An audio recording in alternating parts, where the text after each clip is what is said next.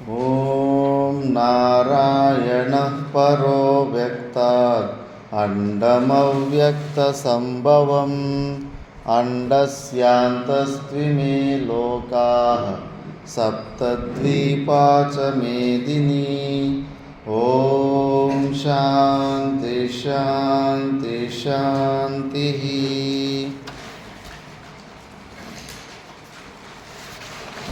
ಮೂರನೇ ಅಧ್ಯಾಯ ಭಗವದ್ಗೀತೆದು. ಓಂ ಶ್ರೀ ಪರಮಾತ್ಮನೇ ನಮಃ. ಅಥ ತೃತೀಯೋऽಧ್ಯಾಯಃ ಕರ್ಮಯೋಗಃ.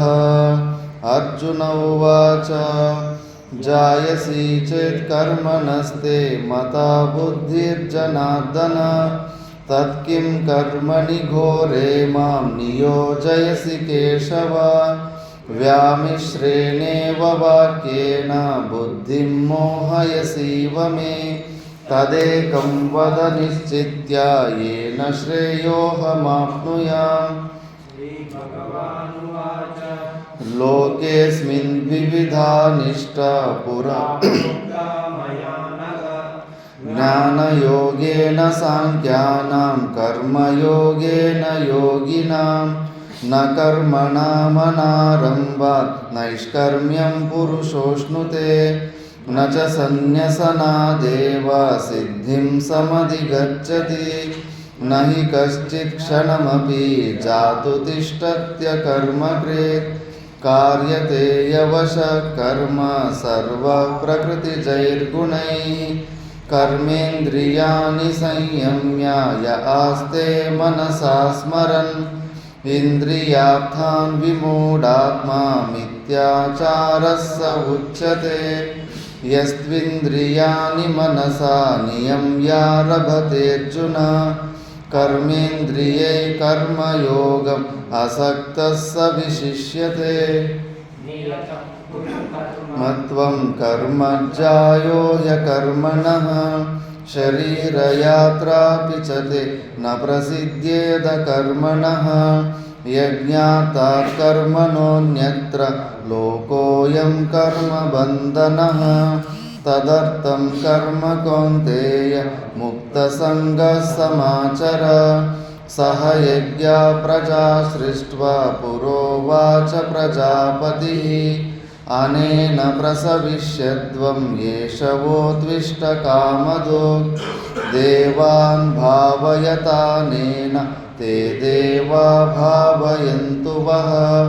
ಪರಸ್ಪರಂ ಭಾವಯಂತಃ ಶ್ರೇಯಃ ಪರಮವಾಪ್ಸ್ಯತ.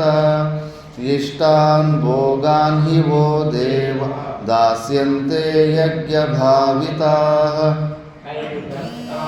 ತದಾಯೇಭ್ಯೋ ಯೋ ಭುಂಕ್ತೇಸ್ತೆನ ಏವ ಸಃ. ಯಜ್ಞಶಿಷ್ಟಾಶಿನಃ ಸಂತೋ ಮುಚ್ಯಂತೆ ಸರ್ವಕಿಲ್ಬಿಷೈಃ. ಭುಂಜತೆ ತೇ ತ್ವಗಂ ಪಾಪ ಯೇ ಪಚನ್ತ್ಯಾತ್ಮಕಾರಣಾತ್. ಅನ್ನಾದ್ ಭವಂತಿ ಭೂತಾನಿ ಪರ್ಜನ್ಯಾದನ್ನ ಸಂಭವಃ. ಯಜ್ಞಾದ್ ಭವತಿ ಪರ್ಜನ್ಯೋ ಯಜ್ಞಃ ಕರ್ಮ ಸಮುದ್ಭವಃ. ಕರ್ಮ ಬ್ರಹ್ಮೋದ್ಭವಂ ವಿದ್ಧಿ ಬ್ರಹ್ಮಾಕ್ಷರ ಸಮುದ್ಭವಂ. ತಸ್ಮಾತ್ ಸರ್ವಗತಂ ಬ್ರಹ್ಮ ನಿತ್ಯಂ ಯಜ್ಞೇ ಪ್ರತಿಷ್ಠಿತಂ. ಏವಂ ಪ್ರವರ್ತಿತಂ ಚಕ್ರಂ ನಾನುವರ್ತಯತೀಹ ಯಃ. ಅಘಾಯುರಿಂದ್ರಿಯಾರಾಮೋ ಮೋಘಂ ಪಾರ್ಥ ಸ ಜೀವತಿ. ಮರತಿರೇವ ಸ್ಯಾದಾತ್ಮತೃಪ್ತಶ್ಚ ಮಾನವಃ. ಆತ್ಮನ್ನೇವ ಚ ಸಂತುಷ್ಟಃ. ನೈವ ತಸ್ಯ ಕೃತೇನಾರ್ಥೋ ನ ಕೃತೇನೇಹ ಕಶ್ಚನ. ನ ಚಾಸ್ಯ ಸರ್ವಭೂತೇಷು ಕಶ್ಚಿದರ್ಥವ್ಯಪಾಶ್ರಯಃ. ತಸ್ಮಾದಸಕ್ತಃ ಸತತಂ ಕಾರ್ಯಂ ಕರ್ಮ ಸಮಾಚರ. ಅಸಕ್ತೋ ಯಾಚರನ್ ಕರ್ಮ ಪರಮಾಪ್ನೋತಿ ಪೂರುಷಃ. ಕರ್ಮಣೈವ ಹಿ ಸಂಸಿದ್ಧಿಂ ಮಾಸ್ಥಿತಾ ಜನಕಾದಯಃ. ಲೋಕಸಂಗ್ರಹಮೇವಾಪಿ ಸಂಪಶ್ಯನ್ ಕರ್ತುಮರ್ಹಸಿ.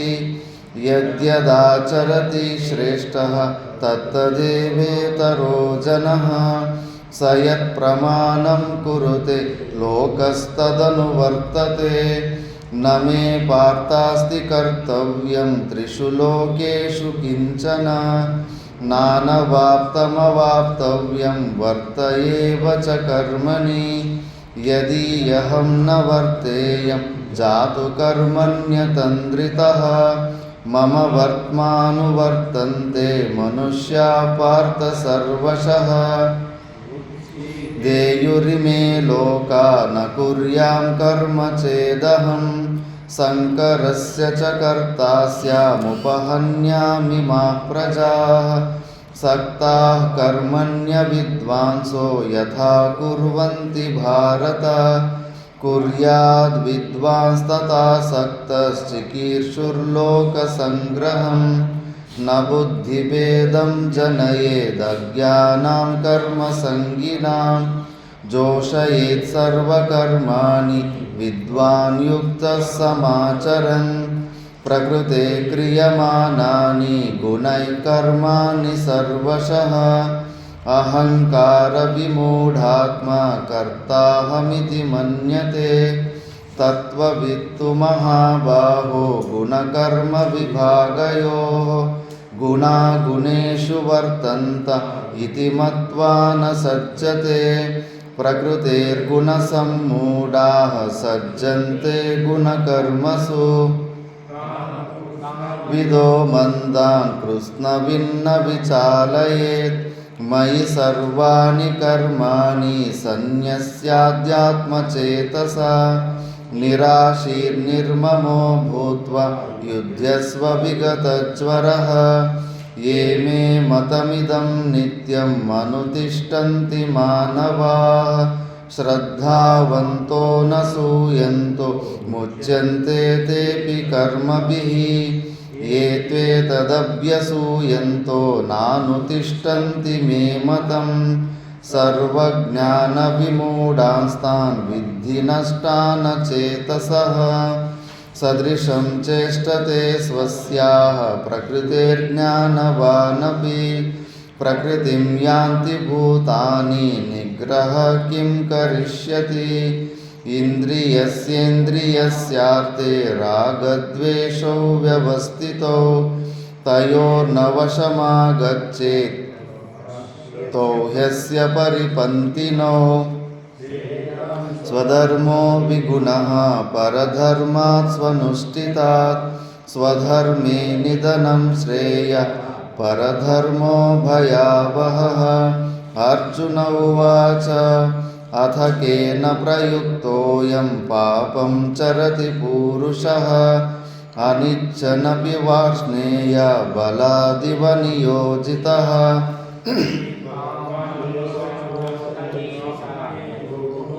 मुद्भवः महाशनो महापाप्मा विद्येनमिह वैरिणं धूमेनाव्रियते वह्निः यथादर्शो मलेन च यथोल्बेनावृतो गर्भः तथा तेनेदमावृतम् आवृतं ज्ञानमेतेन ज्ञानिनो नित्यवैरिणा कामरूपेण कौन्तेय दुष्पूरेणानलेन च इन्द्रियाणि मनोबुद्धिः यस्याधिष्ठानमुच्यते एतैर्विमोहयत्येष ज्ञानमावृत्य देहिनं तस्मात् त्वमिन्द्रियाण्यादौ नियम्य भरतर्षभ पाप्मानं प्रजहीहेन ज्ञानविज्ञाननाशनम् इन्द्रियाणि पराण्याहुः इन्द्रियेभ्यः परं मनः मनसस्तु परा बुद्धिर्यो बुद्धे परतस्तु सः एवं बुद्धे परं बुद्ध्वा संस्तभ्यात्मानमात्मना महाबाहो कामरूपं दुरासदम् ॐ तत्सदिति श्रीमद्भगवद्गीतासु उपनिषत्सु ब्रह्मविद्यायां योगशास्त्रे ಶ್ರೀಕೃಷ್ಣಾರ್ಜುನ ಸಂವಾದೆ ಕರ್ಮಯೋಗೋ ನಾಮ ತೃತೀಯೋಧ್ಯಾಯಃ. ನಾವು ಶ್ರೀಮದ್ ಭಗವದ್ಗೀತೆಯ 3ನೇ ಅಧ್ಯಾಯ ಕರ್ಮಯೋಗದ ಬಗ್ಗೆ ವಿಚಾರ ಮಾಡ್ತಿದ್ವಿ. ಇದರಲ್ಲಿ ನಾವು ಪೂರ್ವ ಶ್ಲೋಕದಲ್ಲಿ ತಿಳ್ಕೊಂಡ್ವಿ, ಕರ್ಮಗಳು ಮಾಡೋದಕ್ಕಿಂತ ಕರ್ಮಗಳು ಮಾಡದೇ ಇರೋದಕ್ಕಿಂತ ಮಾಡೋದರಲ್ಲೇ ಶ್ರೇಯಸ್ಸಿದೆ ಅಂತ ಪರಮಾತ್ಮ ಹೇಳ್ದ. ಅತ್ಯಂತ ವೈರಾಗ್ಯವು ಒಂದಿದ್ದು ಮೋಕ್ಷಾಭಿಲಾಷೆ ಆದರೆ ಮಾತ್ರ ಕರ್ಮವನ್ನು ಸರ್ವಕರ್ಮ ಸನ್ಯಾಸ ಮಾಡಬೇಕು. ಅತ್ಯಂತ ವೈರಾಗ್ಯ ಅಂದರೆ ನಮ್ಮ ಇಂದ್ರಿಯಗಳ ಆ ವಿಷಯದಲ್ಲಿ ಲೋಲುಪತೆ ಇರದೇ ಇರೋವಂಥ ಸ್ಥಿತಿ. ಕಣ್ಣಿಂದ ಅದು ನೋಡಬೇಕು, ಇದು ನೋಡಬೇಕು, ಆ ಪುಣ್ಯಕ್ಷೇತ್ರ ಈ ಪುಣ್ಯಕ್ಷೇತ್ರ ನೋಡಬೇಕಂತ ಇಚ್ಛೆ, ಕಿವಿಯಲ್ಲಿ ಅದೇನೋ ಕೇಳಬೇಕು, ಇದೇನೋ ಕೇಳಬೇಕನ್ನೋ ಇಚ್ಛೆ, ನಾಲಿಗೆಯಿಂದ ರುಚಿ ರುಚಿಯಾದಂಥದ್ದು ತಿನ್ನಬೇಕಂತ ಇಚ್ಛೆ, ಶರೀರದಲ್ಲಿ ತ್ವಗೀಂದ್ರಿಯದಲ್ಲಿ ಜಾಸ್ತಿ ಚಳಿ ಇದ್ದಾಗ ಕಂಬಳಿ, ಸ್ವೆಟ್ರು, ರೂಮ್ ಹೀಟ್ರ್ ಹಾಕ್ಕೋಬೇಕನ್ನೋದು, ತುಂಬ ಬಿಸಿಲಿದ್ದಾಗ AC ಬೇಕನ್ಕೊಳ್ಳೋದು, ಇವೆಲ್ಲ ಅನ್ನಿಸ್ತಾ ಇದೆ ಅಂದರೆ ವೈರಾಗ್ಯ ಇಲ್ಲ. ಇಂದ್ರಿಯಗಳು ಆ ವಿಷಯಗಳಲ್ಲಿ ಲೋಲುಪತೆ ಇನ್ನೂ ಹೋಗಿಲ್ಲ ಅಂದರೆ ವೈರಾಗ್ಯ ಇಲ್ಲ ಅಂತ ಅರ್ಥ. ಅಂಥ ವೈರಾಗ್ಯ ಇಲ್ಲದಿರಾನೇ ಕರ್ಮಗಳನ್ನು ತ್ಯಾಗ ಮಾಡಬಾರ್ದು. ಕರ್ಮಗಳನ್ನು ಬಿಟ್ಟರೆ ತುಂಬಾ ಮಿಥ್ಯಾಚಾರ ಉಚ್ಯತೆ ಅಂತ ಮುಂಚೆ ಶ್ಲೋಕದಲ್ಲಿ ಹೇಳಿದರು. ಕರ್ಮೇಂದ್ರಿಯಾಣಿ ಸಂಯಮ್ಯ ಯಾಸ್ತೆ ಮನಸಾ ಸ್ಮರನ್ ಇಂದ್ರಿಯಾರ್ಥಾನ್ ವಿಮೂಢಾತ್ಮ ಮಿಥ್ಯಾಚಾರ ಉಚ್ಯತೆ. ಅಂದರೆ ಎಲ್ಲರಿಗೂ ಅನ್ನಿಸ್ತಾ ಇರುತ್ತೆ ನಾನು ಮೋಕ್ಷಕ್ಕೆ ಅಧಿಕಾರಿ ಅಂದುಬಿಟ್ಟು. ಏನೋ ಸಣ್ಣ ಪುಟ್ಟ ವಿಘ್ನಗಳು ಬಂದಿರ್ತಾವೆ ಸಂಸಾರದಲ್ಲಿ. ಒಂದೊಂದು ಸತಿ ಎಕ್ಸಾಮಲ್ಲಿ ಫೇಲ್ ಆಗಿಬಿಟ್ಟ ಅಂದ್ಬಿಟ್ಟು ವೈರಾಗ್ಯ ಬಂದುಬಿಡ್ತಾ ಇರುತ್ತೆ, ಬೇಡ ಜೀವನದ ಬಗ್ಗೆ. ಬಿಸ್ನೆಸ್ ಫೇಲ್ಯೂರ್ ಆಯ್ತು ಅಂತ ವೈರಾಗ್ಯ ಬರ್ತಾ ಇರುತ್ತೆ, ಉದ್ಯೋಗ ಸಿಗಲಿಲ್ಲ ಅಂತ ವೈರಾಗ್ಯ ಬರ್ತಾ ಇರುತ್ತೆ, ಹೆಂಡತಿ ಜೊತೆ ಜಗಳ ಆಯ್ತು ಅಂತ ವೈರಾಗ್ಯ ಬರ್ತಾ ಇರುತ್ತೆ. ಅವೆಲ್ಲ ಸ್ಮಶಾನ ವೈರಾಗ್ಯಗಳು. ಅಂಥ ವೈರಾಗ್ಯದಿಂದ ಹೊರಗಡೆ ಬಂದುಬಿಟ್ಟು ಹೊರಗಡೆ ಬಾಹ್ಯೇಂದ್ರದಿಂದ ಏನೋ ವಸ್ತುಗಳನ್ನು ದೂರ ಬಿಟ್ಟಿರ್ತಾನೆ. ಆದರೆ ಕರ್ಮೇಂದ್ರಿಯಾಣಿ ಸಂಯಮ್ಯ ಆಸ್ತಿ ಮನಸಾ ಸ್ಮರಣೆ, ಮನಸ್ಸಿನಿಂದ ಮತ್ತೆ ಆ ಇಂದ್ರಿಯಗಳು ಆ ವಿಷಯಗಳನ್ನು ಚಿಂತನೆ ಮಾಡ್ತಾ ಇದ್ದರೆ ಅಂಥವನ್ನ ಮಿಥ್ಯಾಚಾರ ಉಚ್ಯತೆ. ಮಿಥ್ಯಾಚಾರ ಅಂದರೆ ಪಾಪಾಚಾರ. ಅವನು ಪಾಪ ಕರ್ಮಗಳನ್ನೇ ಮಾಡಿ ನರಕಕ್ಕೆ ಹೋಗ್ತಾನೆ.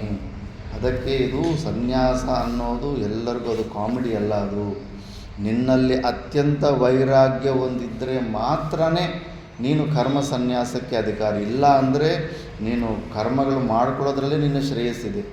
ಕಾಮ್ಯ ಕರ್ಮಗಳು ಮಾಡ್ಕೊಂಡ್ರೂ ಕೂಡ ಶಾಸ್ತ್ರವಿಹಿತವಾದಂಥ ಕೋರಿಕೆ ಇದ್ದು ಕರ್ಮಗಳು ಮಾಡ್ಕೊಂಡ್ರೂ ಕೂಡ ಕರ್ತೃತ್ವ ಭೋಕ್ತೃತ್ವ ಭಾವದಿಂದ ಕೂಡ ನಿನಗೆ ಒಳ್ಳೆ ಗತಿ ಇದೆ. ಸ್ವರ್ಗಾದಿ ಲೋಕಗಳು ಹೋಗ್ಬೋದು, ಇಲ್ಲ ಇನ್ನೊಂದು ಸತಿ ಮನುಷ್ಯ ಜನ್ಮಗೆ ಪುನಾದಿ ಹಾಕ್ಕೋಬೋದು. ಇಲ್ಲ ನಿಷ್ಕಾಮ ಭಾವದಿಂದ ಮಾಡಿದ್ರೆ ಕರ್ಮಗಳನ್ನು ಮಾಡಿದ್ರೆ ಅದು ನಿನಗೆ ಅಂತಃಕರಣ ಶುದ್ಧಿಯನ್ನು ಕೊಟ್ಟು ಮೋಕ್ಷಕ್ಕೆ ಅಧಿಕಾರಿಯಾಗಿ ಮಾಡುತ್ತೆ. ಈ ಪ್ರಕಾರದಲ್ಲಿ ಕರ್ಮಗಳನ್ನು ತಮೋಗುಣದಿಂದ ಸೋಂಬೇರಿತನದಿಂದ ಬಿಡೋದಕ್ಕಿಂತ ಮಾಡೋದರಲ್ಲೇ ಶ್ರೇಯಸ್ಸಿದೆ ಅಂತ ಪರಮಾತ್ಮ ಹೇಳ್ತಾನೆ. ಭಗವದ್ಗೀತೆಯಲ್ಲಿ ಮುಖ್ಯವಾದ ಸಾರ ಏನಂದರೆ ಪರಮಾತ್ಮನಿಗೆ ಯಾವುದಂದರೆ ಇಷ್ಟ, ಯಾರಿಷ್ಟ ಅಂದರೆ ನಿಷ್ಕಾಮ ಕರ್ಮಯೋಗ ಮಾಡಿಕೊಂತ ಉಪಾಸನೆ ಜೊತೆ ಅಂತಃಕರಣ ಶುದ್ಧಿಯನ್ನು ಹೊಂದಿ ಜ್ಞಾನನ ಹೊಂದಿ ಜ್ಞಾನನಿಷ್ಠೆಯನ್ನು ಯಾರು ಹೊಂದಿರ್ತಾರೋ ಅವರೇ ಕೃಷ್ಣ ಪರಮಾತ್ಮನಿಗೆ ತುಂಬ ಇಷ್ಟ ಅಂತಾರೆ. ಯಾಕಂದರೆ ಶ್ರೀಕೃಷ್ಣ ಪರಮಾತ್ಮ ಸ್ವಯಂಗೆ ಹೇಳ್ತಾನೆ, ನನಗೆ ಮಾಡಬೇಕಾದ ನಮೇ ಕರ್ತವ್ಯಮಸ್ತಿ ಕಿಂಚ ಕಶ್ಚನ. ನನಗೆ ಯಾವುದೇ ಪ್ರಕಾರವಂಥ ಕಂಪಲ್ಸರಿ ಡ್ಯೂಟಿ ಇಲ್ಲವೇ ಇಲ್ಲ. ಆದರೂ ಕೂಡ ನಾನು ಯಾಕೆ ಇಷ್ಟು ಪರ್ಫೆಕ್ಟಾಗಿ ಎಲ್ಲ ಕೆಲಸಗಳು ಮಾಡ್ತಾಯಿದ್ದೀನಿ ಅಂದರೆ ಯದ್ಯದ್ದು ಆಚರತಿ ಶ್ರೇಷ್ಠ. ಶ್ರೇಷ್ಠರು ಏನೇನೆಲ್ಲ ಆಚರಣೆ ಮಾಡ್ತಾರೆ ಮಿಕ್ಕಿದವರು ಅದನ್ನು ಫಾಲೋ ಮಾಡ್ತಾರೆ.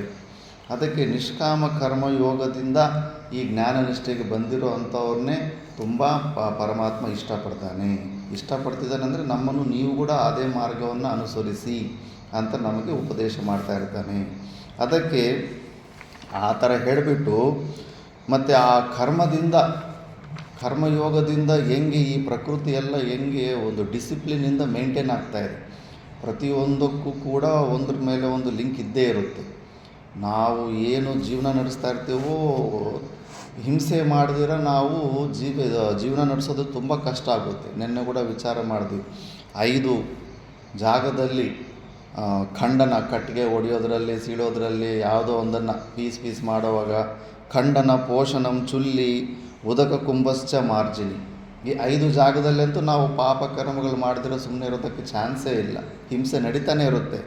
ಅಲ್ಲಿ ಖಂಡನ ಮಾಡುವಾಗ ಯಾವುದೋ ಒಂದು ಮರಕ್ಕೆ ಹಾನಿ ಆಗ್ಬೋದು, ಅದರ ಒಳಗಡೆ ಇರೋ ಹುಳುಗಳಿಗೆ ಹಾನಿ ಆಗ್ಬೋದು. ಪೇಷನಂ, ಗೋಧಿನೋ ಅಕ್ಕಿನೋ ಆಡಿಸ್ಕೊಂಬರಕ್ಕೆ ಹೋಗ್ತಾರೆ, ಅದರಲ್ಲಿ ಹುಳುಗಳಿದ್ದು ಅದು ಸತ್ತೋಗ್ಬಿಟ್ರೆ ಆ ಹಿಂಸೆ ನಮಗೆ. ಚುಲ್ಲಿ, ಒಳೆ, ಅಡುಗೆ ಮನೆಯಲ್ಲಿ ಸ್ಟೌವಲ್ಲಿ ಸಣ್ಣ ಪುಣ್ಣ ಹುಳ ಅದು ಇದು ಬಂದು ಆ ಬೆಂಕಿಗೆ ಸತ್ತೋಗ್ತಾ ಇರ್ತವೆ.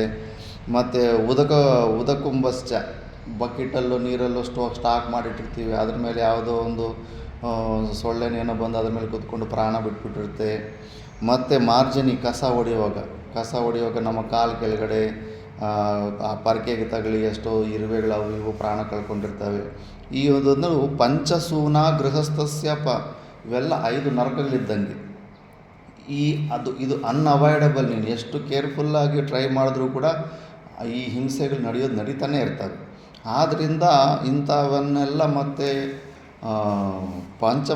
ಪಂಚಸೂನ ಗೃಹಸ್ಥಸ್ಯ ಪಂಚಯಜ್ಞಾತ್ ಪನಶ್ಯತಿ. ಅದಕ್ಕೆ ಪಂಚಮಹಾಭೂತ ಯಜ್ಞಗಳನ್ನು ಮಾಡಿಕೊಂಡ್ರೆ ಈ 5 ಪ್ರಕಾರದ ಹಿಂಸೆಗಳನ್ನು ಏನಾಗ್ತಾ ಇರ್ತೋ ಅದು ಲೆವೆಲ್ ಆಗಿಬಿಡುತ್ತೆ, ನ್ಯೂಟ್ರಲ್ ಆಗಿಬಿಡುತ್ತೆ.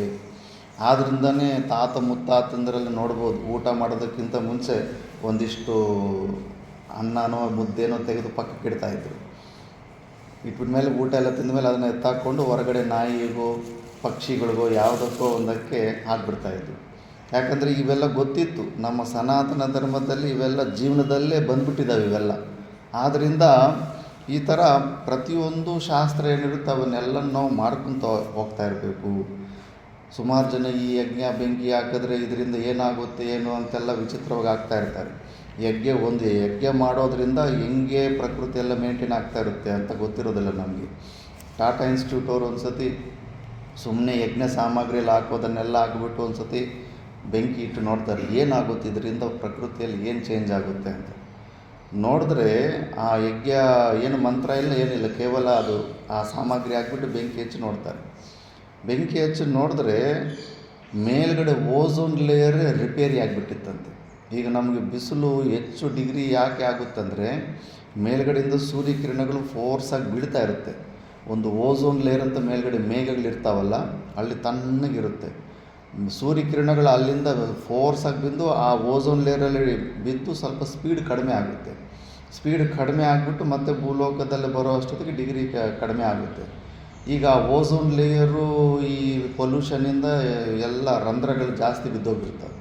ಮರುಭೂಮಿ ಹೆಂಗೆ ಉತ್ಪತ್ತಿ ಆಗುತ್ತೆ, ಎಲ್ಲಿ ಮೇಲ್ಗಡೆ ಓಝೋನ್ ಲೇಯರ್ ಎಲ್ಲ ಕೆಟ್ಟೋಗಿರುತ್ತೋ ಆ ಸೂರ್ಯನ ಕಿರಣಗಳು ಜೋರಾಗಿ ಬಿದ್ದು 63 ಡಿಗ್ರಿಯ ತನಕ ಬೀಳ್ತವೆ. ಓಝೋನ್ ಲೇಯರ್ ಸರಿಯಾಗಿಲ್ಲ ಅಂದರೆ ಅಲ್ಲಿ ಮತ್ತೆ ಇನ್ನು ವಿಪರೀತವಾದ ಬಿಸಿಗೆ ಅಲ್ಲಿ ಮರ ಗಿಡಗಳು ಏನು ಉಳಿಯೋದಕ್ಕೆ ಸಾಧ್ಯ ಇರೋದಿಲ್ಲ. ಈ ಯಜ್ಞಗಳು ಮಾಡ್ತಾಯಿದ್ರೆ ಅದು ಕೆಟ್ಟೋಗಿರೋ ರಂಧ್ರಗಳಾಗಿರೋಂಥ ಓಝೋನ್ ಲೇಯರು ರೀಕವರ್ ಆಗೋಗಿತ್ತಂತೆ. ಅಲ್ಲೇ ಅವ್ರು ಯಜ್ಞಗಳು ಮಾಡಿದ ಅಷ್ಟು ಏರಿಯಾ ಪಕ್ಕದಲ್ಲಿ 40 ಡಿಗ್ರಿ ಇದ್ರೆಗನ ಅದ್ರ ಪಕ್ಕದಲ್ಲಿ ಸ್ವಲ್ಪ ದೂರ ಹೋದ್ರೆಗನ ಬೆಂಗಳೂರಿನಲ್ಲೇ 41.5 ಡಿಗ್ರಿ ಡಿಫ್ರೆನ್ಸ್ ಬರ್ತಾ ಇತ್ತಂತೆ ಸೂರ್ಯನ ಕಿರಣಗಳು ಬೀಳೋದು. ಓಹೋ ಇಲ್ಲ, ಇದರಿಂದ ಯಾವುದೋ ಒಂದು ಸೈಂಟಿಫಿಕ್ ಕಾರಣ ಕೂಡ ಇರುತ್ತೆ. ಯಾಗ ಯಜ್ಞಗಳು ಮಾಡೋದ್ರಿಂದ ನಮಗೆ ಒಳ್ಳೆಯದೇ ಇರುತ್ತೆ, ಇಲ್ಲಾಂದರೆ ಶಾಸ್ತ್ರ ಅದನ್ನು ಕಂಪಲ್ಸರಿ ಮಾಡಬೇಕಂತ ಹೇಳ್ತಾ ಇರೋದಿಲ್ಲ ಅಂತ. ಅದಕ್ಕೆ ಆ ಒಂದು ಎಕಾಲಜಿ ಸಿಸ್ಟಮನ್ನು ಬಯಾಲಜಿಕಲ್ ಸೈನ್ಸನ್ನೇ ತೋರಿಸೋದಕ್ಕೆ ಇವಾಗ ಶಾಸ್ತ್ರ 1-2 ಶ್ಲೋಕದಲ್ಲಿ ಹೇಳ್ತಾ ಇದೆ, ಯಾಕೆ ಹೆಂಗೆ ಒಂದರಿಂದ ಒಂದು ಉತ್ಪನ್ನ ಆಗಿರುತ್ತೆ ಅಂತ. ನೆಕ್ಸ್ಟ್ ಶ್ಲೋಕ. ಅನ್ನಾದ್ ಭವಂತಿ ಭೂತಾನಿ ಪರ್ಜನ್ಯಾದನ್ನ ಸಂಭವಃ ಯಜ್ಞಾದ್ ಭವತಿ ಪರ್ಜನ್ಯೋ ಯಜ್ಞ ಕರ್ಮ ಸಮುದ್ಭವಃ. ಅನ್ನಾದ್ ಭವಂತಿ ಭೂತಾನಿ ಪರ್ಜನ್ಯಾದನ್ನ ಸಂಭವಃ ಯಜ್ಞಾದ್ ಭವತಿ ಪರ್ಜನ್ಯೋ ಯಜ್ಞ ಕರ್ಮ ಸಮುದ್ಭವಃ.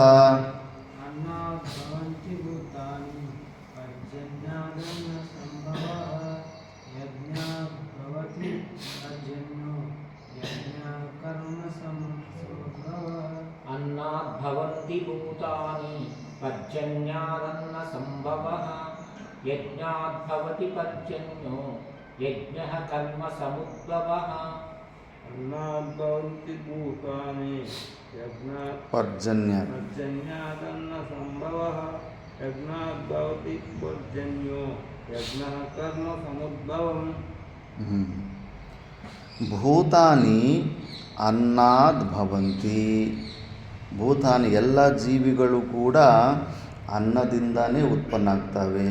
ಪುರುಷ ತಿನ್ನೋ ಅನ್ನದಿಂದ ಪುರುಷನ ಗಂಡಸನಲ್ಲಿ ವೀರ್ಯ ಉತ್ಪನ್ನ ಆಗುತ್ತೆ. ನಾವು ತಿನ್ನೋ ಅನ್ನ ರಸ ಆಗಿ ರಸ, ರಕ್ತವಾಗಿ ರಕ್ತ, ಮಾಂಸ ಆಗಿ ಮಾಂಸ, ಮೂಳೆ ಆಗಿ ಮೂಳೆ ಒಳಗಡೆ ಬೋನ್ ಮ್ಯಾರೋ ಆಗಿ ಬೋನ್ ಮ್ಯಾರೋ ಮತ್ತು ವೀರ್ಯವಾಗಿ ಉತ್ಪನ್ನ ಆಗುತ್ತೆ. Final product urea. ಆದ್ದರಿಂದ ಆ ವೀರ್ಯ ಮತ್ತು ಸ್ತ್ರೀ ಗರ್ಭದಲ್ಲಿ ಹೋದಾಗ ಅದು ಮಗುವಾಗಿ ಜನ್ಮ ತಾಳಿ ಹೊರಗಡೆ ಬರುತ್ತೆ. ಆದ್ದರಿಂದ ಭೂತಾನಿ ಅನ್ನಾದ್ ಭವಂತಿ. ಈ ಭೂತಗಳು ಜೀವಿಗಳೆಲ್ಲೂ ಅನ್ನದಿಂದಾನೇ ಉತ್ಪನ್ನ ಆಗ್ತವೆ. ಮತ್ತು ಆ ಅನ್ನ ಎಲ್ಲಿಂದ ಬರುತ್ತೆ?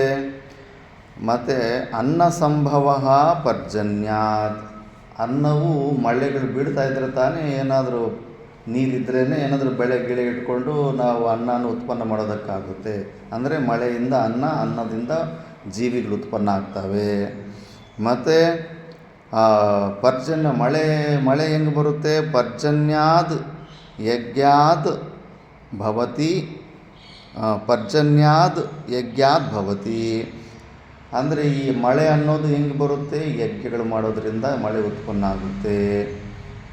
ಮತ್ತು ಸುಮಾರು ಜನ, ನಾನು ಕುತರ್ಕ ಮಾಡ್ತಿದ್ದೆ ನಾಸ್ತಿಕನಾಗಿದ್ದಾಗ, ಅಮೇರಿಕದವರು ಅವರು ಇವರು ಏನು ಯಾವ ಯಜ್ಞಗಳು ಮಾಡ್ತಾರೆ, ಅವ್ರಿಗೂ ಸೀಸನ್ಗೆ ಮಳೆ ಬರ್ತಾನೆ ಇದೆ ಅಲ್ಲ, ಯಜ್ಞಗಳು ಮಾಡಿದ್ರೇ ಮಳೆ ಬರುತ್ತಲ್ಲ ಅಂತ. ನೋಡಪ್ಪ, ಈ ಜನ್ಮದಲ್ಲಿ ನಮಗೇನೆಲ್ಲ ಸಿಗ್ತಾ ಇರುತ್ತೆ ಅದು ಪೂರ್ವಜನ್ಮದ ಸುಕೃತದಿಂದ ಸಿಗ್ತಾ ಇರುತ್ತೆ. ಪೂರ್ವಜನ್ಮದಲ್ಲಿ ಅಷ್ಟೋ ಇಷ್ಟು ಅವರು ಯಾವುದೋ ಒಂದು ಯಜ್ಞ ಮಾಡ್ಕೊಂಡಿದ್ದಕ್ಕೆ ಅಂಥ ಜಾಗದಲ್ಲಿ ಮಳೆ ಬರ್ತಾ ಇರುತ್ತೆ. ಬಟ್ ಶಾಸ್ತ್ರದಲ್ಲಿ ನಾವು ಸಂಶಯ ಮಾಡಲೇಬಾರ್ದು. ಯಾಗ ಯಜ್ಞಾದಿಗಳು ನಡೀತಾನೇ ಇರಬೇಕು. ಒಂದೊಂದು ಸತಿ ಅಕಾಲಗಳು ಯಾಕೆ ಬರುತ್ತಂದರೆ ದೇವತೆಗಳು ಸಂತುಷ್ಟಿ ಪಡಲಿಲ್ಲ ಅಂದರೆ ಒಂದೊಂದು ಸತಿ 7 ವರ್ಷ ಅಕಾಲ ಬರುತ್ತೆ. 7 ವರ್ಷ ತನಕ ಸರಿಯಾದ ಮಳೆ ಬೀಳೋದಿಲ್ಲ. ಸುಮ್ಮನೆ ಹೆಸರಿಗೆ ಸ್ವಲ್ಪ ಬಿದ್ದು ಹೊರಟೋಗ್ತಾ ಇರುತ್ತೆ. ಭಾರತ ದೇಶದಲ್ಲೇ ಆ ಥರ ಪರಿಸ್ಥಿತಿಗಳು ಬಂದಿದ್ದಾವೆ ಸುಮಾರು ಸತಿ. ಆದ್ದರಿಂದ ಇಷ್ಟಕ್ಕೆ ಮುಂಚೆ ಕೂಡ ಹೇಳಿದ್ರು, ನಾವು ಕೊಡೋ ಹವಿಷು ದೇವತೆಗಳಿಗೆ ಬಲ ಸಿಗುತ್ತೆ. ಅದರಿಂದ ಆ ಹವಿಷು ಈಗಲೂ ಕೂಡ ಮತ್ತೆ ಅದನ್ನು ಡೀಟೇಲಾಗಿ ಹೇಳ್ತಾರೆ. ಅಂದರೆ ದೇವತೆಗಳು ನಾವು ಪರಸ್ಪರವಾಗಿ ಒಬ್ಬರಿಂದ ಒಬ್ಬರಿಗೆ ಸಹಾಯ ಮಾಡಿಕೊಂಡು ಯಜ್ಞನ ಮಾಡಿ ಅಂತ ಬ್ರಹ್ಮ ಹೇಳ್ತಾನೆ. ಪುರಾಪ್ರೋಕ್ತ ಮಯಾನಗ, ನಾನು ಮುಂಚೆನೇ ಹೇಳಿದ್ದೆ, ಈ ಥರ ಒಬ್ರಿಗೊಬ್ಬರು ಪರಸ್ಪರವಾಗಿ ನೀವು ಯಜ್ಞಗಳು ಮಾಡಿಕೊಂಡು ದೇವತೆಗಳಿಗೆ ಹವಿಷನ್ನು ಕೊಡ್ತಾಯಿದ್ರೆ ಆಗ ಅವರು ದೇವತೆಗಳು ಸಂತುಷ್ಟಿಯಾಗಿ ನಿಮಗೆ ಮಳೆ ಆದಿ ಇತ್ಯಾದಿಗಳೆಲ್ಲವೂ ನಿಮಗೆ ಅನುಗ್ರಹ ಮಾಡ್ತಾ ಇರ್ತಾರೆ ಅಂತ. ಆದ್ದರಿಂದ ಯಜ್ಞಗಳಿಂದ ಇದು ಮಳೆ ಬರುತ್ತೆ. ನಾನು 2 ಸತಿ ವರ್ಷೆಷ್ಟು ಯಜ್ಞಗಳು ಮಾಡಿಸಿದ್ದೆ. ಒಂದು ಕರೀಂನಗರಲ್ಲಿ, ಒಂದು ಪುಲಿವೆಂದಲು ಹತ್ರ. ಏಪ್ರಿಲ್ ತಿಂಗಳಲ್ಲಿ ಮಾತಾ ಮಾಣಿಕೇಶ್ವರ ಆಶ್ರಮ ಅವರು ಅಧ್ವರ್ಯದಲ್ಲಿದ್ದೆ. ಫಸ್ಟು ಏಪ್ರಿಲ್ನಲ್ಲಿ ಅದು ಪುಲಿವೆಂದಲ್ ಹತ್ರ ಕಮ್ಮನಪಲ್ಲಿ ಅಂತ ಯಾವುದೋ ಒಂದು ಇತ್ತು. ಅಲ್ಲಿ ಜಗನ್ ಕೂಡ ಬಂದಿದ್ದ ಅಲ್ಲಿ. ಆವಾಗಿನ್ನೂ ವೈಎಸ್ ರಾಜಶೇಖರ ರೆಡ್ಡಿನೇ CM ಇದ್ದ, ಅವರ ಮಗನಾಗಿ. ಆ ಯಜ್ಞಕ್ಕೆ ಏಪ್ರಿಲ್ ತಿಂಗಳಲ್ಲಿ ಒಳ್ಳೆ ನಿಜವಾದ ಋತ್ವಿಕರಿಂದ ಕರೆಸಿಬಿಟ್ಟು ಅಲ್ಲಿ ಯಜ್ಞ ಮಾಡಿಸಿದ್ರೆ ಕುಂಭವೃಷ್ಟಿ ಇಲ್ಲಿ ತನಕ ಎಲ್ಲ ಮುಳುಗೋಗ್ಬಿಟ್ವಿ ನಾವು. ಅದು ಸ್ವಲ್ಪ ಒಳಗೆ ಡೌನಲ್ಲಿತ್ತು. ಅಷ್ಟೊಂದು ಕುಂಭವೃಷ್ಟಿ. ಲಾಸ್ಟ್ ದಿವಸ ಮಳೆ ಬರ್ತಾಯಿದ್ರೆ ಆ ಮಳೆಯಲ್ಲೇ ಪೂರ್ಣಾಹುತಿ ಮಾಡಬೇಕಾದ ಪರಿಸ್ಥಿತಿ ಬಂತು. ನಿಷ್ಠೆಯಿಂದ ಮಾಡಿದ್ರೆ ಈಗಲೂ ಕೂಡ ಮಳೆ ಬರುತ್ತೆ. ಕರೀಂನಗರಲ್ಲಿ ಒಂದು ಸತಿ ಮಾಡಿಸಿದ್ವಿ ಅದ್ವರ್ದಲ್ಲಿ, ಅಲ್ಲೂ ಕರೆಕ್ಟಾಗಿ ಮಳೆ ಬಂದಿತ್ತು. ಇದು ನಿಷ್ಠೆ ಇಲ್ದಿರೋ ಕೆಲವರು ಸದ್ಬ್ರಾಹ್ಮಣರು ಈಗ ಇರೋದಿಲ್ಲ. ಎಲ್ಲ ಅವರು ಸರಿಯಾದ ನಿಷ್ಠೆಯಿಂದ ಇರೋದಿಲ್ಲ. ಅದಕ್ಕೆ ಇವು ಮಾಡಿದ್ರು ಕೂಡ ಕೆಲವೊಂದು ಜಾಗದಲ್ಲಿ ಬರೋದಿಲ್ಲ. ರಾಜಸ್ಥಾನದಲ್ಲಿ 1930 ಆ ಸಮಯದಲ್ಲಿ ಅಕಾಲ ಬಂದಿತ್ತಂತೆ, ಮಳೆನೇ ಬಂದಿರಲಿಲ್ವಂತೆ. ಸುಮಾರು ಜನ ಇಲ್ಲ ಈ ಥರ ವರ್ಷೆಷ್ಟು ಯಜ್ಞ ಮಾಡಿಸಿದ್ರೆ ಬರುತ್ತೆ ಅಂದ್ಬಿಟ್ಟು ಸೇಟುಗಳನ್ನೆಲ್ಲ ಬ್ರಾಹ್ಮಣರು ಮಾಡಿದ್ದಾರೆ. ಸರಿ ಅಂತಲೇ ಎಲ್ಲ ಪಟ್ಟಿ ಹಾಕ್ಕೊಂಡು ರೆಡಿ ಮಾಡಿಕೊಂಡು ಯಜ್ಞ ಮಾಡಿದ್ದಾರೆ. ಯಜ್ಞ ಎಲ್ಲ ಪೂರ್ತಿ ಆಯಿತು, ಮಳೆ ಬಂದಿಲ್ಲ.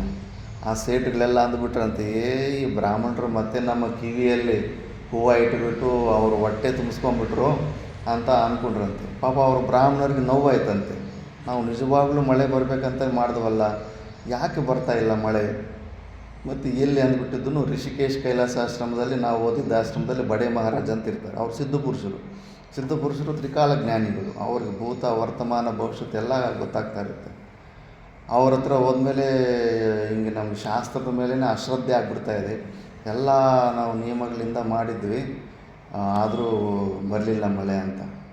ಅದು ಶಾಸ್ತ್ರದಲ್ಲಿ ಎಷ್ಟು ನಿಯಮ ಇರುತ್ತಂದರೆ, ಯಾವುದಾದ್ರೂ ಯಾಗ ಮಾಡಬೇಕಂದ್ರೆ ಅಲ್ಲೊಂದು ಯೂಪ ದೊಡ್ಡದೊಂದು ಕಂಬದ ಥರ ಕಟ್ಟಿಗೆ ನಾಟಬೇಕು. ಆ ಕಂಬಕ್ಕೆ ಒಂದು ಆಕಳು ಕರು ಇರೋ ಆಕಳನ್ನು ಕಟ್ಟಾಕಬೇಕು, ಗೋಮಾತೆ ಕಟ್ಟಾಕಬೇಕು. ಅದನ್ನು ನೀನು ಮನೆಯಿಂದ ಆಕಳನ್ನು ಓಡಿಸ್ಕೊಂಬರೋ ಕರುವನ್ನು ಕೂಡ ಬಾ ಅಂದರೆ ಬರುತ್ತೇನು, ಅದನ್ನು ಎಳಿಬೇಕು, ಬಲವಂತ ಎಳಿಬೇಕಾಗುತ್ತೆ. ಹಿಂದ್ಗಡೆಯಿಂದ 1-2-3 ಏಟು ಹೊಡಿಬೇಕಾಗುತ್ತೆ. ಅದನ್ನು ಹೊಡೆಯೋದಕ್ಕೆ ಒಂದು ಕಟ್ಟಿಗೆ ಬೇಕಲ್ಲ, ಆ ಕಟ್ಟಿಗೆಯನ್ನು ಮರದಿಂದ ಮುರ್ಕೋಬೇಕಂದ್ರೆ ಒಂದು ಮಂತ್ರ ಹೇಳಿ ಮುರ್ಕೋಬೇಕು. ಆ ಮರದ ಪರ್ಮಿಷನ್ ತಗೊಂಡು ಮಂತ್ರ ಹೇಳಿ ಅದನ್ನು ಮುರ್ಕೊಂಡು ಆ ಕಟ್ಟಿಗೆಯನ್ನು ಕರುವನ್ನು ಹೊಡೆಯೋವಾಗಲೂ ಕೂಡ ಒಂದು ಮಂತ್ರ ಹೇಳ್ಕೊಂಡು ಮುಂದೆ ಕರ್ಕೊಂಡು ಬರ್ತಾ ಇರಬೇಕು. ಇಷ್ಟಿಷ್ಟು ಸಣ್ಣ ಸಣ್ಣ ನಿಯಮಗಳೆಲ್ಲ ಯಾರು ಫಾಲೋ ಮಾಡ್ತಾರೆ? ಮತ್ತು ಯಜ್ಞ ಆಗದೆ ಬರುವಾಗ ಬೆವರು ಅವೆಲ್ಲ ಬಂದಾಗ ಸ್ವಲ್ಪ ನೋವೇ ಆಗುತ್ತೆ ಶರೀರದಲ್ಲಿ. ಹಿಂಗೆ ಕೈ ಹಾಕಿ ಹಿಂಗೆಲ್ಲ ಉಜ್ಕೊಳ್ಳೋಂಗಿಲ್ಲ. ಅದಕ್ಕೊಂದು ಸಪ್ರೇಟದ ಒಂದು ದರ್ಭಾನ ಒಂದು ಕಟ್ಟಿಗೆ ಸಪ್ರೇಟ್ ಇರುತ್ತೆ. ಅದಕ್ಕೊಂದು ಮಂತ್ರ ಹೇಳ್ಕೊಂಡು ಆ ಕಟ್ಟಿಗೆಯಿಂದನೇ ಉಜ್ಕೋಬೇಕು. ಇಷ್ಟು ಸಣ್ಣ ಸಣ್ಣ ಕ್ರಿಯೆಗಳೆಲ್ಲ ಇರ್ತವೆ ನೀಟಾಗಿ. ಅಷ್ಟೊಂದೆಲ್ಲ ಎಲ್ಲಿ ಫಾಲೋ ಮಾಡ್ತಾರೆ ಗೊತ್ತೇ ಇಲ್ಲ ಅವರಿಗೆ, ಸುಮಾರು ಜನಕ್ಕೆ. ಆದ್ದರಿಂದ ಇಷ್ಟು ಸೂಕ್ಷ್ಮವಾಗಿ ಪರ್ಫೆಕ್ಟಾಗಿ ಮಾಡಿದಾಗ ಬರ್ತಾವಪ್ಪ. ಒಂದು ಮಿಸ್ ಆದರೂ ಕೂಡ ಅದು ಬರೋದಿಲ್ಲ. ಅಂಥ ಸಮಯದಲ್ಲಿ ಒಂದೇ ಮಾರ್ಗ ಏನಂದರೆ, ಶಾಸ್ತ್ರದಲ್ಲಿ ಬರುತ್ತೆ, ಜೀವನ್ಮುಕ್ತ ಪುರುಷರು, ಅವಧೂತರು ಅಂಥವ್ರ ಹತ್ರ ಅವರನ್ನು ಕರ್ಕೊಂಬಂದು ಅವರನ್ನು ಬ್ರಹ್ಮಸ್ಥಾನದಲ್ಲಿ ಕೂಡಿಸ್ಬಿಟ್ರೆ ಆ ದೋಷಗಳೇನಾದರೂ ಇದ್ರಾಗನ ಪರಿಹಾರ ಆಗಿಬಿಟ್ಟು ಆ ಕಾರ್ಯ ಸಫಲ ಆಗುತ್ತೆ. ಅದಕ್ಕೆ ಬುದ್ಧಿವಂತರಾದವರು ಈಗಲೂ ಕೂಡ ಅಷ್ಟೇ, ಭಾಗವತ ಕಥಾ ಮಾಡಿಸಿದ್ರು ಕೂಡ ಎಲ್ಲಿ ಮಾಡಿಸಿದ್ರು, ಎಲ್ಲಾದರೂ ಹತ್ತಿರದಲ್ಲಿ ಸನ್ಯಾಸಿಗಳಿದ್ದಾರೆ, ಅವ್ರನ್ನ ಕರೆಸ್ಬಿಟ್ಟು ಊಟ ಮಾಡಿಸೋದು, ಏನೋ ಒಂದು ಲಾಸ್ಟ್ ದಿವಸ ಕಾರ್ಯಕ್ರಮದಲ್ಲಿ ಕಂಪಲ್ಸರಿ ಯಾರಾದರೂ ಸನ್ಯಾಸಿಗಳು ಕರೆಸ್ತಾರೆ, ಕಾರ್ಯ ಸಂಪೂರ್ಣವಾಗಿ ವಿಜಯವಾಗಲಿ ಅಂದ್ಬಿಟ್ಟು. ಅದು ಪರಂಪರೆ ಇತ್ತು. ಈಗಿನವ್ರಿಗೆ ಅದು ಗೊತ್ತಿಲ್ಲ, ಮರ್ತೋಗ್ಬಿಟ್ಟಿದ್ದಾರೆ. ಮತ್ತು ಸರಿ ಅಂತ ಬಡೆ ಮಹಾರಾಜನೇ ಕರ್ಕೊಂಡು ಹೋಗಿದ್ದಾರೆ, ಇನ್ನೊಂದು ಸತಿ ನೀವು ಮಾಡಿ ಅಂತ. ಸರಿ ಅಂತ ಮತ್ತೆ ಎಲ್ಲ ರೆಡಿ ಮಾಡಿದ್ದಾರೆ. ಯಜ್ಞ ಎಲ್ಲ ಸ್ಟಾರ್ಟ್ ಆಗಿದೆ. ಇನ್ನು ಲಾಸ್ಟ್ ದಿವಸ ಮುಗಿತಾ ಇದೆ. ಸ್ವಲ್ಪ ಮೋಡಗಳ ಥರ ಕಾಣಿಸ್ಕೊಂಡಿದೆ, ಬಟ್ ಮಳೆ ಏನು ಬರಲಿಲ್ಲ. ಮತ್ತೆ ಸೇಟುಗಳು ನಗೋದಕ್ಕೆ ದೂರದಿಂದ ಕಿಸ ಅಂತ ನಗೋದಕ್ಕೆ ಸ್ಟಾರ್ಟ್ ಮಾಡ್ತಾರೆ. ಮತ್ತು ಆ ಬಡೆ ಮಹಾರಾಜ್ ಅಲ್ಲೇ ಇದ್ನಲ್ಲ, ಆ ದೊಡ್ಡದೊಂದು ನಾಳ ಇತ್ತಂತೆ, ಹಳ್ಳ, ಇದು ನದಿ ಒಣಗೋಗಿತ್ತಂತೆ.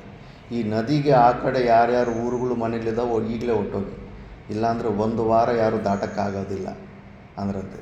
ಮತ್ತು ಅವರು ಪರ್ಜನ್ಯ ಸ್ತೋತ್ರ ಮಾಡಿದ್ರು, ಇಂದ್ರನ ಸ್ತುತಿ ಪರ್ಜನ್ಯ ಸ್ತೋತ್ರ. ಆ ಬಡೆ ಮಹಾರಾಜ್ ಪರ್ಜನ್ಯ ಸ್ತೋತ್ರ ಮಾಡಿದ್ರೆ ಎಂಥ ಕುಂಭವೃಷ್ಟಿ ಅಂದರೆ 1 ವಾರ ತನಕ ಈ ಕಡೆಯಿಂದ ಆ ಕಡೆ, ಆ ಕಡೆಯಿಂದ ಈ ಕಡೆ ಯಾರು ಹೋಗೋಕ್ಕಾಗಲಿಲ್ವಂತೆ. ಅಲ್ಲೊಂದು ಬಾವಿ ಇತ್ತಂತೆ. ಆ ಬಾವಿನಲ್ಲಿ ಆ ಪ್ರಭಾವದಿಂದ ಮೋಟ್ರ್ ಇಟ್ಬಿಟ್ಟು ಎಷ್ಟೇ ನೀರು ಬಾವಿಯಲ್ಲಿ ನೀರು ಖಾಲಿ ಆಗೋದಿಲ್ವಂತೆ. ಈಗಲೂ ಹಂಗೆ ಇದೆ ಅಂತೆ. ಅದು ರಾಜಸ್ಥಾನ ಅಂತ ಮರುಭೂಮಿನಲ್ಲಿ ಈಗಲೂ ಕೂಡ ಆ ಥರ ತುಂಬ ಶಿಸ್ತಿಂದ ಮಾಡಿದ್ರೆ ಅವೆಲ್ಲ ಕೂಡ ಮಳೆ ಕೂಡ ಬರ್ತದೆ. ಈಗಲೂ ಕೂಡ ಅಷ್ಟೇ, ದೇವತರಿಗೆ ಮನಸ್ಸಿಂದ ಭಾವನೆ ಮಾಡಿಕೊಂಡ್ರೂ ಕೂಡ ಒಂದೊಂದು ಸತಿ ಮಳೆಯನ್ನು ತರಿಸ್ತಾರೆ. ಇಲ್ಲಾಂದರೆ ಹಳ್ಳಿಗಳಲ್ಲಿ ತಲೆ ಮೇಲೆ ನೀರು ಇಟ್ಕೊಂಡು, ಕಪ್ಪೆಯನ್ನು ತಲೆ ಮೇಲೆ ಇಟ್ಕೊಂಡು ಕೂಡ ಮಳೆ ಬರಬೇಕಂತೆಲ್ಲ ಮಾಡ್ತಾ ಇರ್ತಾರೆ. ಅದಕ್ಕೂ ಕೂಡ ಸಂತುಷ್ಟಿಯಾಗಿ ದೇವತೆಯರ ಕೃಪೆ ಇತ್ತಂದ್ರೆಗೇ ಮಳೆಯನ್ನು ಬರೆಸ್ತಾರೆ. ಆದ್ದರಿಂದ ಯಜ್ಞಗಳಿಂದ ಮಳೆ ಉತ್ಪನ್ನ ಆಗುತ್ತೆ ಅಂದ್ಬಿಟ್ಟು. ಮತ್ತು ಯಜ್ಞ ಕಾರ್ಯ ಯಾವುದರಿಂದ? ಯಜ್ಞ ಕರ್ಮ ಸಮುದ್ಭವ. ಕರ್ಮಗಳು ಮಾಡಿದ್ರೆ ತಾನೇ. ಸುಮ್ಮನೆ ಯಜ್ಞ ಅಂದ್ಕೊಂಡ್ರೆ ಯಜ್ಞಗಳಾಗೋಗ್ಬಿಡ್ತಾವ. ಯಜ್ಞಕ್ಕೆ ಸಾಮಗ್ರಿ ಬೇಕು, ಪಟ್ಟಿ ಹಾಕಬೇಕು, ಹೊಸಲಿ ಅಕ್ಕಿ ತೊಗೊಂಬರ್ಬೇಕು, ಅನ್ನದಾನ ಮಾಡೋರು ಇರಬೇಕು, ರೊಕ್ಕ ದಾನ ಮಾಡೋರು ಇರಬೇಕು, ಕೂತ್ಕೊಂಡು ಹವಿಷ್ ಮಾಡೋರು ಬೇಕು, ಬ್ರಾಹ್ಮಣರು ಕರ್ಸ್ಕೊಂಬರ್ಬೇಕು, ಇವೆಲ್ಲ ಕೆಲಸ ಮಾಡಬೇಕು, ಕರ್ಮ ಮಾಡಬೇಕು. ಕರ್ಮದಿಂದನೇ ಸಮುದ್ಭವ. ಇದರಿಂದ ಹಿಂಗೆ ಅದಕ್ಕೆ ನೀನು ಕರ್ಮದಲ್ಲಿ ನೀನು ಸೋಂಬೇರಿತನನ ಹೊಂದಬೇಡ. ಕರ್ಮದಲ್ಲಿ ಮಾಡೋದ್ರಲ್ಲೇ ನಿನಗೆ ಶ್ರೇಯಸ್ಸಿದೆ. ಕರ್ಮ ಫಲವನ್ನು ಬಿಡಬೇಕಷ್ಟೇ ನೀನು. ಒಂದೇ ಸತಿ ಎಸ್ಕೇಪಿಸ್ಟ್ ಮೆಂಟಾಲಿಟೀಸ್ ಥರ ಸೋಂಬೇರಿ ಥರ ಕರ್ಮನ ತಪ್ಪಿಸ್ಕೊಳ್ಳೋ ಕೆಲಸ ಮಾಡಬಾರ್ದು. ಎಲ್ಲೂ ಹೋದರೂ ಕೂಡ ಅದು ಮತ್ತೆ ಬೆನ್ನಿಂದ ಬಂದಂಗೆ ಅದು ಮತ್ತೆ ನಿನಗೆ ಜುಟ್ಟಿಟ್ಟಿಸಿ ಕೆಲಸ ಮಾಡಿಸ್ಬಿಡುತ್ತೆ. ನೆಕ್ಸ್ಟ್ ಶ್ಲೋಕದಲ್ಲಿ ಕೂಡ ಅದಕ್ಕೆ ಇದನ್ನು ಹೇಳ್ತಾರೆ. ಆ ಕರ್ಮ ಆದಮೇಲೆ ನಿನಗೆ ಯಾಕೆ ಅಷ್ಟೊಂದು ಅಶ್ರದ್ಧೆ? ಕರ್ಮ ಪರಮಾತ್ಮನ ಸ್ವರೂಪವೇ ಆಗಿದೆ ಅಂತ ತೋರಿಸ್ತಾನೆ. ಇದ್ರದ್ದು ಭಾಷ್ಯದಲ್ಲಿ ನಾವು ಓದಿ ಅರ್ಥ ಮಾಡ್ತೀನಿ.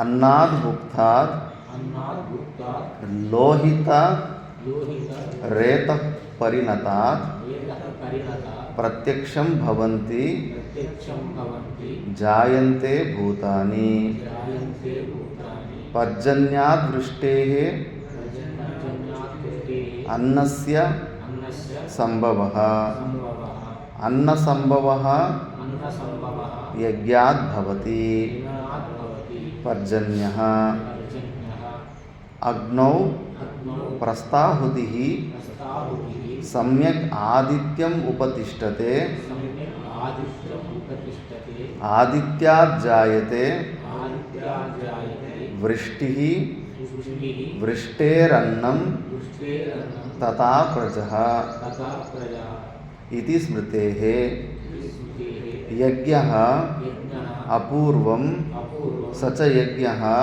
यज्ञः कर्मसमुद्भवः कर्मसम्भवः ऋत्विक् यजमानयोः यजमानयोः च व्यापारः च व्यापारः कर्म कर्म ततः ततः समुद्भवो समुद्भवो यस्य यस्य यज्ञस्य यज्ञस्य अपूर्वस्य अपूर्वस्य स यज्ञः स यज्ञः कर्मसमुद्भवः कर्मसमुद्भवः अन्नात् भुक्तात् लोहित रेतः परिणातात् प्रत्यक्षं भवन्ति जायन्ते भूतानि पर्जन्यात् वृष्टेः अन्नस्य अन्नसम्भवः यज्ञात् भवति पर्जन्यः अग्नौ प्रस्ताहुतिः आदित्यं आदित्यं प्रतिष्ठते उपतिष्ठते आदित्यात् जायते वृष्टेरन्नं ततः प्रजाः इति स्मृतेः यज्ञ अपूर्वं स च यज्ञः कर्म समुद्भवः ऋत्विक् यजमानयोः च व्यापारः कर्म ततः समुद्भवो यस्य यज्ञस्य अपूर्वस्य स यज्ञ कर्म समुद्भवः ಅನ್ನಾದ್ ಭುಕ್ತಾತ್ ಶ್ಲೋಕದಲ್ಲಿ ಹೇಳಿರೋದ್ರನ್ನೇ ಸ್ಪಷ್ಟವಾಗಿ ಭಾಷ್ಯದಲ್ಲಿ ಡೀಟೇಲಾಗಿ ಹೇಳ್ತಾರೆ. ಒಂದೊಂದು ಸತಿ ಶ್ಲೋಕದಲ್ಲೇ ಸ್ಪಷ್ಟಾರ್ಥ ಇರುತ್ತೆ, ಕೆಲವೊಂದು ಸತಿ ಶ್ಲೋಕದಲ್ಲಿ ಅಷ್ಟೊಂದು ಸ್ಪಷ್ಟವಾಗಿರೋದಿಲ್ಲ. ಶಂಕರಾಚಾರ್ಯರು ಬರೆದಿರೋ ಭಾಷ್ಯದಲ್ಲಿ ಸ್ಪಷ್ಟವಾಗಿರುತ್ತೆ.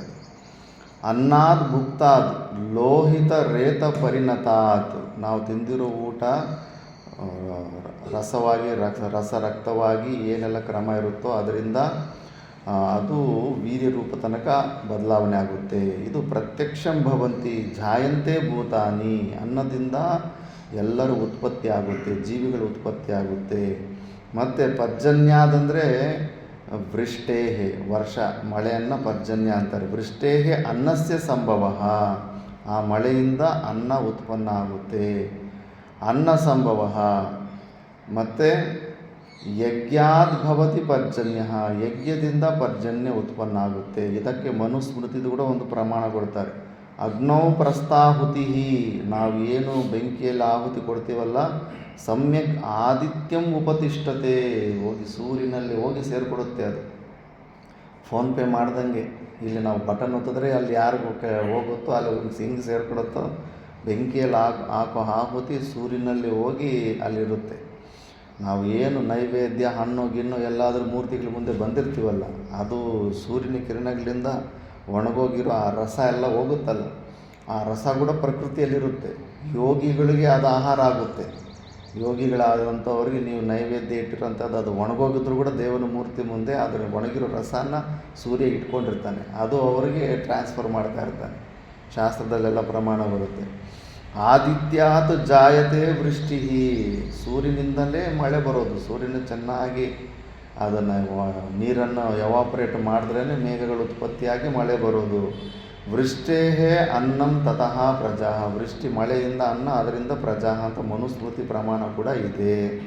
ಮತ್ತು ಯಜ್ಞ ಅಂದರೆ ಏನು? ಅಪೂರ್ವಂ ಸಚ ಯಜ್ಞ. ಅದೊಂದು ಅಪೂರ್ವ ಅಂದರೆ ಯಾವುದೋ ಒಂದು ಕೆಲಸ ಮಾಡ್ತೀವಿ, ಬಟ್ ಅದರದ್ದು ಇಮಿಡಿಯೇಟ್ ರಿಸಲ್ಟ್ ಸಿಗೋದಿಲ್ಲ. ಅದು ಸಮಯ ಬಂದಾಗ ಅದು ಫಲ ಕೊಡುತ್ತೆ. ಅದನ್ನು ಅದೃಷ್ಟ ಅಂತಾರೆ. ಕೆಲವೊಂದಕ್ಕೆ ದೃಷ್ಟ ಫಲ ಇರುತ್ತೆ. ಈಗ ಇಲ್ಲಿ ಏನಾದರೂ ಕೆಲಸ ಮಾಡಿದ್ರೆ ಬೆಳಗ್ಗೆ ಇಟ್ಕೊಂಡ್ರೆ ಇಲ್ಲೇ ಅದಕ್ಕೆ ಫಲ ಸಿಕ್ಬಿಟ್ಟು ಬೆಳೆ ಕೈಗೆ ಬರುತ್ತೆ, ಮಾರ್ಕೊಂಡು ಇಲ್ಲೇ ಅದನ್ನು ಅನುಭವಿಸ್ತೀವಿ. ಕೆಲವೊಂದು ಕೆಲಸಗಳು ಈಗ ಯಾಗ ಯಜ್ಞಾದಿಗಳು ಮಾಡಿರ್ತೀವಿ, ಅದರಿಂದ ಪುಣ್ಯ ಉತ್ಪನ್ನ ಆಗುತ್ತೆ. ಅದು ಕಣ್ಣಿಗೆ ಕಾಣಿಸಲ್ಲ, ಅದು ಪ್ರತ್ಯಕ್ಷ ಆಗೋದಿಲ್ಲ. ಬಟ್ ನೀ ಶರೀರ ಬಿಟ್ಟ ಮೇಲೆ ಆ ಪುಣ್ಯನೇ ನಿನ್ನನ್ನು ಸ್ವರ್ಗಾದಿಗಳಿಗೆ ಕರ್ಕೊಂಡು ಹೋಗುತ್ತೆ. ಅಂತ ಅಪೂರ್ವವನ್ನು ಉತ್ಪನ್ನ ಮಾಡೋದೇ ಯಜ್ಞ ಅಂತ ಒಂದು ಶಕ್ತಿ. ಅದು ಮಾಡಿರೋ ಒಂದು ಪೂಜೆ ಕೂಡ ವ್ಯರ್ಥ ಆಗೋದಿಲ್ಲ. ಒಂದು ಅಗರಬತ್ತಿ ಹಚ್ಚಿದ್ದು, ಒಂದು ದೀಪ ಹಚ್ಚಿದ್ದು, ಒಂದು ಹೂವು ಇಟ್ಟಿದ್ದು, ಕುಂಕುಮ ಇಟ್ಟಿದ್ದಾಗಲಿ, ಪ್ರಾರ್ಥನೆ ಮಾಡ್ಕೊಂಡಿದ್ದಾಗಲಿ ಭಗವಂತನ ಹೆಸರಲ್ಲಿ ಒಂದು ಕೂಡ ವ್ಯರ್ಥ ಆಗೋದಿಲ್ಲ. ಎಲ್ಲವೂ ಡೆಪಾಸಿಟ್ ಇದ್ದಂಗೆ ಇರುತ್ತೆ. ಸಮಯ ಬಂದಾಗ ಅದು ಕೆಲಸಕ್ಕೆ ಬರ್ತವೆ. ಆದ್ದರಿಂದ ಅದು ಅಂಥ ಯಜ್ಞ ಹೇಗೆ ಸಾಧ್ಯ ಆಗುತ್ತಂದರೆ ಕರ್ಮ ಸಮುದ್ಭವ. ನೀನು ಕರ್ಮ ಮಾಡಬೇಕು. ಯಜ್ಞದಲ್ಲಿ ಕರ್ಮ ಏನಂದರೆ ಋತ್ವಿಕ್ಕು, ಯಜಮಾನರು, ಅದನ್ನು ಯಜ್ಞದಲ್ಲಿ ಕೂತಿರೋರು, ಅವರೆಲ್ಲ ಏನು ಮಾನಸಿಕ, ವಾಚಿಕ, ಕಾಯಿಕ ವ್ಯಾಪಾರಗಳು ಮಾಡ್ತಾ ಇರ್ತಾರೋ ಅಲ್ಲಿ ಆ ಕೈ ಕಾಲು ಆಡಿಸ್ತಾ ಇರಬೇಕಲ್ಲ ಯಜ್ಞದಲ್ಲಿ. ಸುಮ್ಮನೆ ಕೂತ್ಕೊಂಡ್ರೆ ಆಗೋಗುತ್ತೆ ಯಜ್ಞದಲ್ಲಿ. ಅದನ್ನೇ ಕರ್ಮ ಅಂತಾರೆ. ಋತ್ವಿಕ್ ಯಜಮಾನಯೋ ಚ ವ್ಯಾಪಾರ ಕರ್ಮ ತತಃ ಸಮುದ್ಭವ ಯಸ್ಯ ಯಜ್ಞಸ್ಯ ಪೂರ್ವಸ್ಯ ಸ ಯಜ್ಞ ಕರ್ಮ ಸಮುದ್ಭವ. ಅದು ನೀನು ಮಾಡೋ ಕರ್ಮಗಳಿಂದಲೇ ಅಂಥ ಯಜ್ಞ. ಅಂದರೆ ಸ್ವವರ್ಣಾಶ್ರಮ ಧರ್ಮದಿಂದ ಪ್ರತಿಯೊಬ್ಬರಿಗೆ ಏನು ಶಾಸ್ತ್ರದಿಂದ ವಿಹಿತವಾಗಿದೆಯೋ ಅದೇ ನಮಗೆ ಯಜ್ಞ ಇದ್ದಂಗೆ. ವೈಶ್ಯರಾದವರಿಗೆ ವ್ಯವಸಾಯ ಮಾಡೋದು, ವ್ಯಾಪಾರ ಮಾಡೋದು ಅದೇ ಅವ್ರಿಗೆ ಯಜ್ಞ. ಶೂದ್ರಾದವರಿಗೆ ಸೇವಾ ಉದ್ಯೋಗಗಳು ಇವೆಲ್ಲ ಅದೇ ಅವ್ರಿಗೆ ಯಜ್ಞ. ಕ್ಷತ್ರಿಯನಿಗೆ ದೇಶ ರಕ್ಷಣೆ ಮಾಡೋದೇ ಅವನಿಗೆ ಯಜ್ಞ. ಇಲ್ಲಿ ಬ್ರಾಹ್ಮಣರಿಗೆ ಇಲ್ಲಿ ಹವನ ಇವೆಲ್ಲ ಮಾಡ್ತಾರಲ್ಲ, ಈ ದ್ರವ್ಯ ರೂಪದ ಯಜ್ಞ ಮಾಡ್ತಾರೆ. ಮಿಕ್ಕಿದವ್ರಿಗೆ ಸ್ವವರ್ಣಾಶ್ರಮ ಧರ್ಮಗಳನ್ನು ಮಾಡುವುದೇ ಯಜ್ಞ ಅಂತ ಅರ್ಥ. ಅದನ್ನು ಮಾಡ್ಕೊತ ಹೋಗ್ತಾ ಇದ್ರೆಗನ ಎಲ್ಲನೂ ಪ್ರಕೃತಿ ಎಲ್ಲ ಬ್ಯಾಲೆನ್ಸ್ ಆಗಿರುತ್ತೆ. ಮತ್ತು ಆ ಕರ್ಮವನ್ನು ನೀನು ಕಡಿಮೆ ಅಂಚನೆ ಹಾಕ್ಬಿಡ ಅಂದ್ಬಿಟ್ಟು ನೆಕ್ಸ್ಟು ಶ್ಲೋಕದಲ್ಲಿ ಹೇಳ್ತಾ ಇದ್ದಾರೆ. ಕರ್ಮ ಬ್ರಹ್ಮೋದ್ಭವಂ ವಿದ್ಧಿ ಬ್ರಹ್ಮಾಕ್ಷರ ಸಮುದ್ಭವಂ ತಸ್ಮಾತ್ ಸರ್ವಗತಂ ಬ್ರಹ್ಮ ನಿತ್ಯಂ ಯಜ್ಞೇ ಪ್ರತಿಷ್ಠಿತಂ. ಕರ್ಮ ಬ್ರಹ್ಮೋದ್ಭವಂ ವಿದ್ಧಿ ಬ್ರಹ್ಮಾಕ್ಷರ ಸಮುದ್ಭವಂ ತಸ್ಮಾತ್ ಸರ್ವಗತಂ ಬ್ರಹ್ಮ ನಿತ್ಯಂ ಯಜ್ಞೇ ಪ್ರತಿಷ್ಠಿತಂ.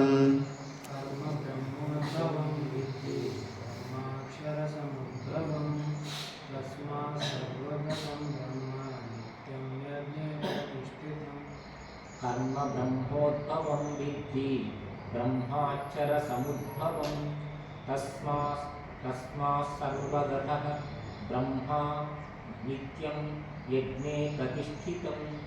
कर्म ब्रह्मोद्भवं विद्धि ब्रह्माक्षर समुद्भवं तस्मात् सर्वगतं ब्रह्म नित्यं यज्ञे प्रतिष्ठितं. ಕರ್ಮವು, ನಾವು ಮಾಡೋ ಕರ್ಮವು ಬ್ರಹ್ಮೋದ್ಭವಂ, ಸಗುಣ ಸಾಕಾರ ರೂಪನಾದ ಬ್ರಹ್ಮನಿಂದಲೇ ಉತ್ಪತ್ತಿಯಾಗಿದೆ. ಈಗ ಯಜ್ಞಗಳು ಈ ಥರ ಮಾಡಬೇಕು, ಇಷ್ಟೇ ಇಟ್ಟಿಗೆ ಇಟ್ಕೋಬೇಕು, ಹಿಂಗೆ ಮಾಡಬೇಕು, ಹಂಗೆ ಮಾಡಬೇಕಂತ ನಮಗೆ ಎಲ್ಲಿಂದ ಗೊತ್ತಾಯಿತು? ಶಾಸ್ತ್ರ, ವೇದಗಳಿಂದ. ಆ ವೇದ ಎಲ್ಲಿಂದ ಬಂತು?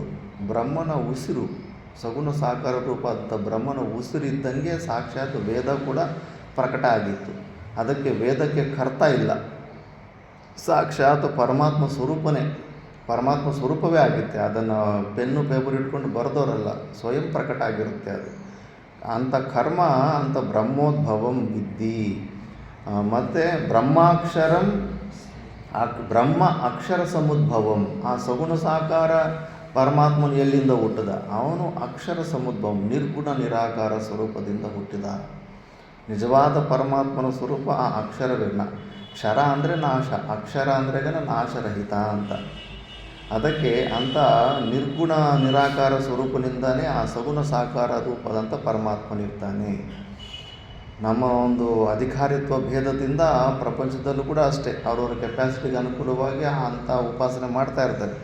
ಕೆಲವರು ಸಗುಣ ಸಾಕಾರ, ಕೆಲವರು ಸಗುಣ ನಿರಾಕಾರ. ಅಂದರೆ ಸಗುಣ ಸಾಕಾರ ಅಂದರೆ ಭಗವಂತನಿಗೆ ಈ ಥರನೇ ಕೈ ಕಾಲು ಇರೋ ಅಂಥ ಒಂದು ಆಕಾರನೂ ಇದೆ, ಅವನಲ್ಲಿ ಗುಣಗಳು ಇದೆ. ಎಂಥ ಗುಣಗಳು? ಸೃಷ್ಟಿಯನ್ನು ಹುಟ್ಟಿಸುವಂಥ ಗುಣ, ಪಾಲನೆ ಮಾಡುವಂಥ ಗುಣ, ಸಂಹಾರ ಮಾಡುವಂಥ ಗುಣಗಳು, ತ್ರಿಗುಣಾತ್ಮಿಕವಾದಂಥದ್ದು. ಇನ್ನು ಅದಕ್ಕಿಂತ ಇನ್ನು ಸ್ವಲ್ಪ ಮೇಲೆಗೆ ಪರಮಾತ್ಮನು ನಿರ್ಗುಣ ಸಾಕಾರ, ಸಗುಣ ನಿರಾಕಾರ ಗುಣಗಳಿದ್ದಾವೆ. ಪರಮಾತ್ಮನು ಈ ಸೃಷ್ಟಿಯನ್ನು ಹುಟ್ಟಿಸಿದವನು, ಪಾಲನೆ ಮಾಡೋನು, ಸಂಹಾರ ಮಾಡೋನು. ಆದರೆ ಅವನಿಗೆ ಯಾವುದೇ ಪ್ರಕಾರದಂಥ ಆಕಾರಗಳಿಲ್ಲ ಅಂತ. ಇದು ಇನ್ನು ಸ್ವಲ್ಪ ಅಪ್ಡೇಟ್ ಆದಂಗೆ. ಅದಕ್ಕಿಂತ ಅಲ್ಟಿಮೇಟ್ ಏನಂದರೆ ಪರಮಾತ್ಮನು ನಿರ್ಗುಣ ನಿರಾಕಾರ. ಅವನಲ್ಲಿ ಯಾವುದೇ ಪ್ರಕಾರದಂಥ ಗುಣಗಳು ಇಲ್ಲ, ಯಾವುದೇ ಆಕಾರವೂ ಇಲ್ಲ. ಈ ಸೃಷ್ಟಿ ಕರ್ತೃತ್ವವು, ಭೋಕ್ತೃತ್ವವು, ಸಂಹಾರ ಕರ್ತೃತ್ವ ಕೂಡ ಎಲ್ಲವೂ ಆರೋಪವೇ ಅನ್ನೋದು ಫೈನಲ್. ನಿರ್ಗುಣ ನಿರಾಕಾರ ಸ್ವರೂಪದಲ್ಲಿ ತಿಳ್ಕೊಳ್ಳೋದು ಉತ್ತಮವಾದಂಥದ್ದು, ಎಕ್ಸಾಕ್ಟಾಗಿ. ಅದಕ್ಕೆ ಸರ್ವಗತ ತಸ್ಮಾತ್ ಸರ್ವಗತಂ ಬ್ರಹ್ಮ. ಅದಕ್ಕೆ ಇದರಿಂದ ನೀನು ಸಾಕ್ಷಾತ್ ಪರಮಾತ್ಮನ ಸ್ವರೂಪವು ಎಲ್ಲವೂ ಆಗಿದೆ, ಬ್ರಹ್ಮಕ್ಕಿಂತ ಭಿನ್ನವಾಗಿದೆ ಅಂತ ಭಾವನೆನ ಮಾಡಬೇಡ.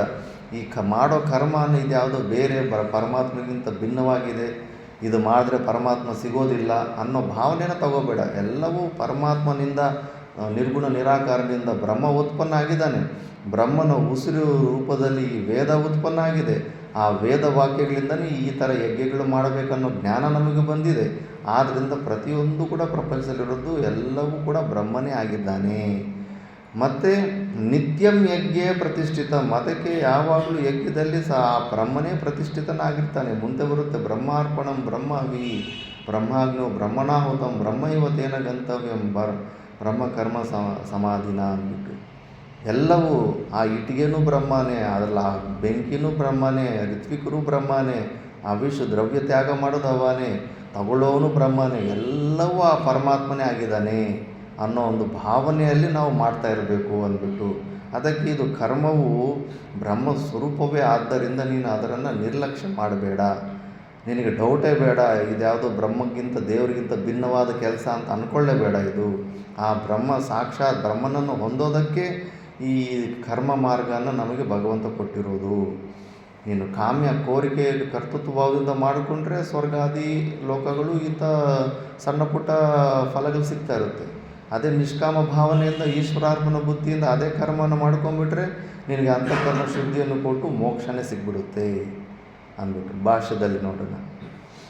ಕರ್ಮ ಬ್ರಹ್ಮೋದ್ಭವಂ ಬ್ರಹ್ಮ ವೇದ ಸಹ ಉದ್ಭವ ಕಾರಣಂ ಯಸ್ಯ ತತ್ಕರ್ಮ ಬ್ರಹ್ಮೋದ್ಭವಂ ವಿದ್ಧಿ ಜಾನೀಹಿ. ಬ್ರಹ್ಮ ಪುನಃ ವೇದಾಖ್ಯಂ ಅಕ್ಷರ ಸಮುದ್ಭವಂ ಅಕ್ಷರಂ ಬ್ರಹ್ಮ ಪರಮಾತ್ಮ ಸಮುದ್ಭವೋ ಯಸ್ಯ ತದ್ ಅಕ್ಷರ ಸಮುದ್ಭವಂ ಬ್ರಹ್ಮವೇದ ಇತ್ಯರ್ಥಃ. ಯಸ್ಮಾತ್ ಸಾಕ್ಷಾತ್ ಪರಮಾತ್ಮಾಖ್ಯಾತ್ ಅಕ್ಷರಾತ್ ಪುರುಷ ನಿಶ್ವಾಸವತ್ ಸಮುದ್ಭೂತಂ ಬ್ರಹ್ಮ. ತಸ್ಮಾತ್ ಸರ್ವಾರ್ಥ ಪ್ರಕಾಶಕತ್ವಾತ್ ಸರ್ವಗತಂ. ಸರ್ವಗತಮಪಿ ಸತ್ ನಿತ್ಯಂ ಸದಾ ಯಜ್ಞವಿಧಿ ಪ್ರಧಾನತ್ವಾತ್ ಯಜ್ಞೇ ಪ್ರತಿಷ್ಠಿತಂ. ಕರ್ಮ ಬ್ರಹ್ಮೋದ್ಭವಂ ಬ್ರಹ್ಮ ವೇದ ಸ ಉದ್ಭವಃ ಕಾರಣಂ ಯಸ್ಯ ತತ್ ಕರ್ಮ ಬ್ರಹ್ಮೋದ್ಭವಂ ವಿದ್ಧಿ ಜಾನೀಹಿ. ಬ್ರಹ್ಮ ಪುನಃ ವೇದಾಖ್ಯಂ ಅಕ್ಷರ ಸಮುದ್ಭವಂ ಅಕ್ಷರಂ ಬ್ರಹ್ಮ ಪರಮಾತ್ಮ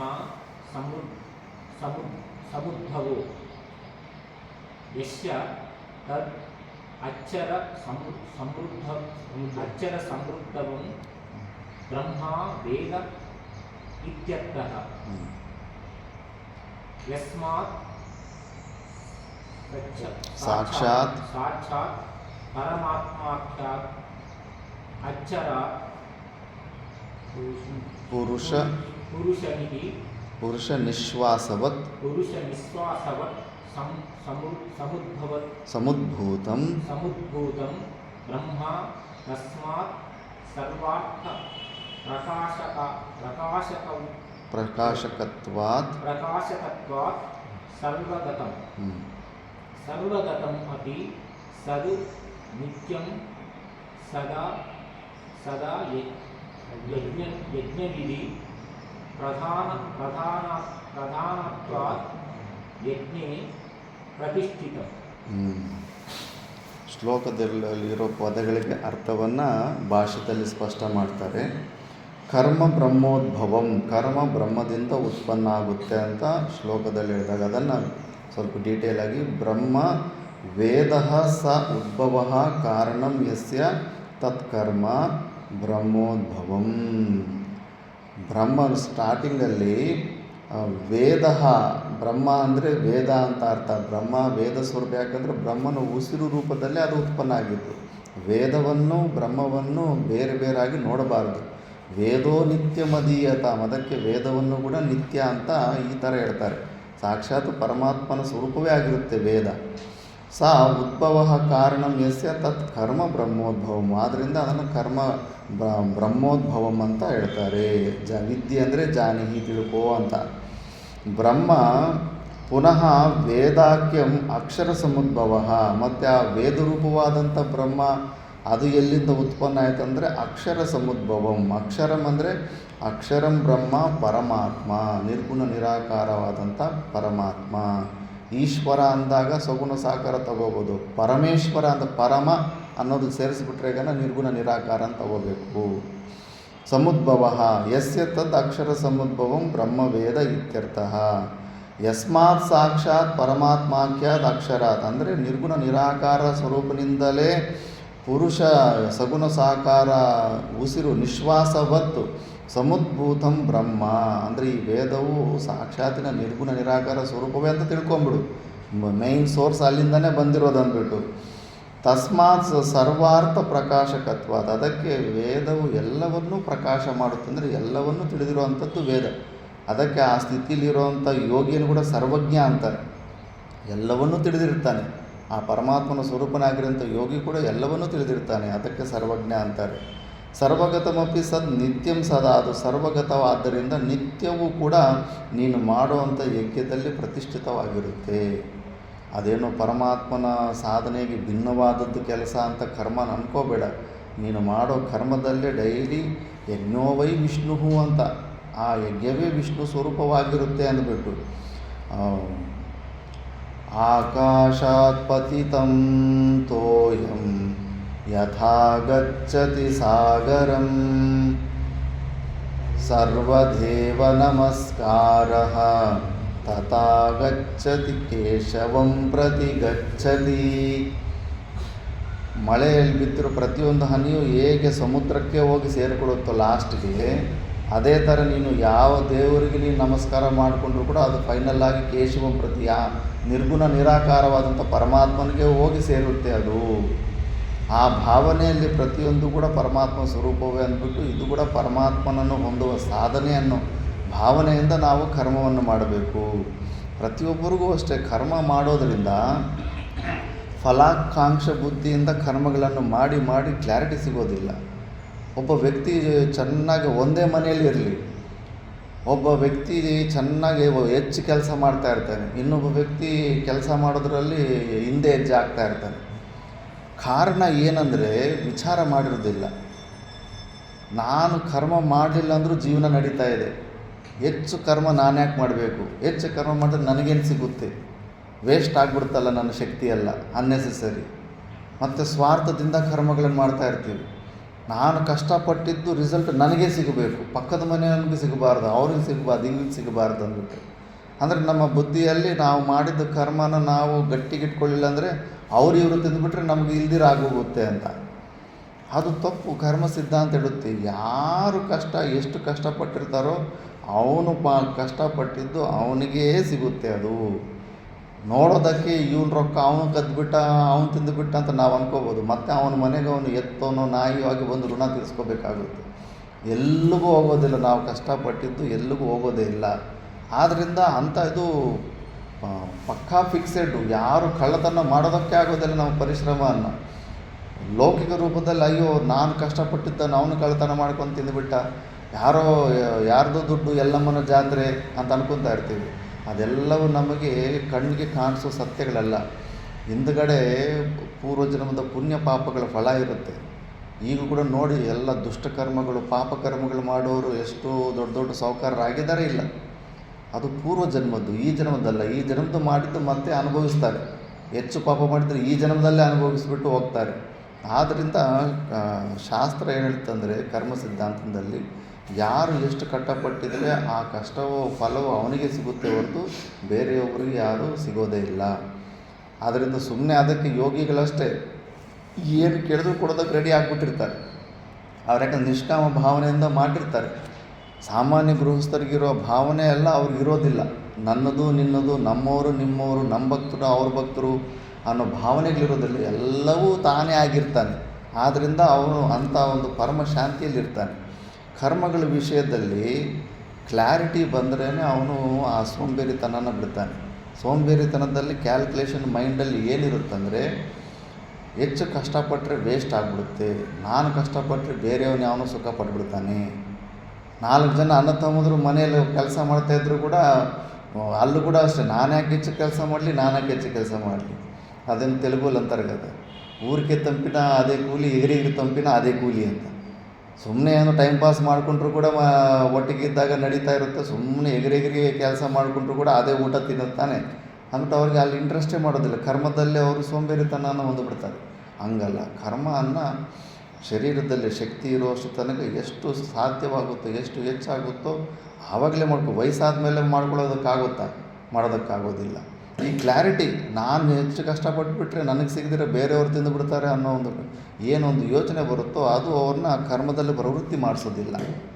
ಅವರಿಂದ ಬ್ಯಾಕ್ ಫುಟಲ್ಲಿ ಆಗ್ತಾರೆ. ಆಶ್ರಮದಲ್ಲೂ ಕೂಡ ಅಷ್ಟೇ, ನಮ್ಮ ಗುರುಗಳು ಹೇಳ್ತಾ ಇದ್ದರು, ಒಬ್ಬನು ಸೇವೆಯಾದಿ ಕಾರ್ಯಕ್ರಮದಲ್ಲಿ ಹೇಳಬೇಕಾದ ಅವಶ್ಯಕತೆ ಇರೋದಿಲ್ಲ, ಹೇಳ್ದಿರೇ ಯಾವುದೋ ಒಂದು ಸೇವೆ ಮಾಡ್ತಾ ಇರ್ತಾನೆ. ಒಬ್ಬನು ಹೇಳಿದ್ರೆ ಮಾಡ್ತಾನೆ ಕೆಲಸ, ಇನ್ನೊಬ್ಬನು ಹೇಳಿದ್ರೆ ಕೂಡ ಮಾಡೋದಿಲ್ಲ. ಈ 3 ಪ್ರಕಾರ ಕ್ಯಾಟಗರಿ ಯಾಕೆ ಅಂದರೆ, ಅವರು ಬುದ್ಧಿ ಒಳಗಡೆ ಇರೋ ಆಲೋಚನೆಯಲ್ಲಿ ಈ ಥರ ಒಂದು ಸ್ವಾರ್ಥದ ಲೆಕ್ಕಾಚಾರಗಳು ಹಾಕ್ಕೊಂಡಿರ್ತಾರೆ. ನಾನು ಕಷ್ಟಪಡಿದ್ರೆ ನನಗೇನು ಪ್ರಯೋಜನ, ನನಗೇನು ಸಿಗೋದಿಲ್ವಲ್ಲ ಅಂದ್ಬಿಟ್ಟು. ಆವಾಗ ಅಂಥವ್ರಿಗೆ ಶ್ರವಣದಲ್ಲಿ ಆ ಕ್ಲಾರಿಟಿಯನ್ನು ಕೊಡಬೇಕಪ್ಪ, ನೀನು ಮಾಡಿದ ಕಷ್ಟದ ಫಲ ನಿನಗೇ ಸಿಗುತ್ತೆ, ಅವ್ರಿಗೆ ಇವ್ರಿಗೆ ಹೋಗೋದಿಲ್ಲ. ಆದ್ದರಿಂದ ಧೈರ್ಯದಿಂದ ಕಾನ್ಫಿಡೆಂಟಾಗಿ ಮಾಡು ನೀನು ಅಂತ ಅವ್ರಿಗೆ ಇದು ಸಿಗಬೇಕು. ಆದ್ದರಿಂದ ನೀನು ಮಾಡೋ ಯಜ್ಞದಲ್ಲಿ ಪರಮಾತ್ಮ ಇರ್ತಾನೆ. ಪರಮಾತ್ಮನ ಸಾಧನೆಯೇ ಮೋಕ್ಷನ ಹೊಂದಬೇಕಂತ ಬಂದಿದೆಯಾ, ಮಾಡೋ ಪ್ರತಿಯೊಂದು ಕೆಲಸ ಕೂಡ ನಿನಗೆ ಆ ಮೋಕ್ಷನ ಈಸ್ಕೊಡೋದಕ್ಕೆ ಪ್ರಯತ್ನ ಮಾಡುತ್ತೆ. ಆದ್ದರಿಂದ ನೀನು ಕರ್ಮಗಳನ್ನು ಮಾಡೋದರಲ್ಲಿ ನಿನಗೆ ಶ್ರೇಯಸ್ಸಿದೆ ಅಂದ್ಬಿಟ್ಟು. ಮತ್ತು ನೆಕ್ಸ್ಟ್ ಶ್ಲೋಕದಲ್ಲಿ ಏವಂ ಪ್ರವರ್ತಿತಂ ಚಕ್ರಂ ನಾನು ವರ್ತಯತಿ ಹಯಃ ಅಗಾಯುರಿಂದ್ರಿಯಾರಾಮೋ ಮೋಘಂ ಪಾರ್ಥ ಸ ಜೀವತಿ. ಏವಂ ಪ್ರವರ್ತಿತಂ ಚಕ್ರಂ ನಾನು ವರ್ತಯತಿ ಹಯಃ ಅಘಾಯುರಿಂದ್ರಿಯಾರಾಮೋ ಮೋಘಂ ಪಾರ್ಥ ಸ ಜೀವತಿ.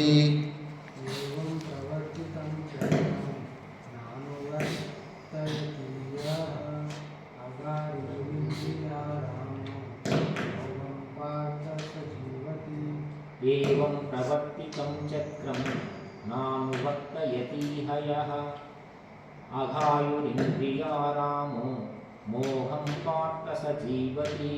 ಏವಂ ಪ್ರವರ್ತಿತಂ ಚಕ್ರಂ ನಾನುವರ್ತಯತಿ ಹಯಃ ಅಘಾಯುರಿಂದ್ರಿಯಾರಾಮೋ ಮೋಘಂ ಪಾರ್ಥ ಸ ಜೀವತಿ.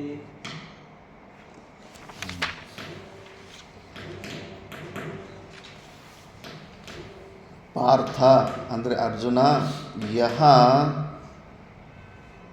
ಇಹ ಈಗ ಈ ಲೋಕದಲ್ಲಿ ಏವಂ ಪ್ರವರ್ತಿತಂ ಚಕ್ರಂ ನ ಅನುವರ್ತಯತಿ ಇಂದ್ರಿಯಾರಾಮೋ ಅಗಾಯು ಮೋಘಂ ಸ ಇಂದ್ರಿಯಾರಾಮೋ ಅಗಾಯು ಮೋಘಂ ಜೀವತಿ. ಯಾರು ಈ ಥರ ಶಾಸ್ತ್ರ ಹೇಳಿದ್ರ ಪ್ರಕಾರದಲ್ಲಿ ಕರ್ಮಗಳನ್ನು ಮಾಡಿಕೊಳ್ದಿರ ಇಂದ್ರಿಯಾರಾಮ, ಇಂದ್ರಿಯಗಳಲ್ಲೇ ಎಂಜಾಯ್ ಮಾಡ್ಕೋಬೇಕು ಅನ್ನೋ ತತ್ವದಲ್ಲಿರೋನು ಯಾರಿರ್ತಾನೋ ಅವನು ಮೋಘಂ ಸ ಜೀವತೆ ಅಂದರೆ ವ್ಯರ್ಥವಾದಂಥ ಜೀವನವನ್ನೇ ನಡೆಸ್ತಾನೆ.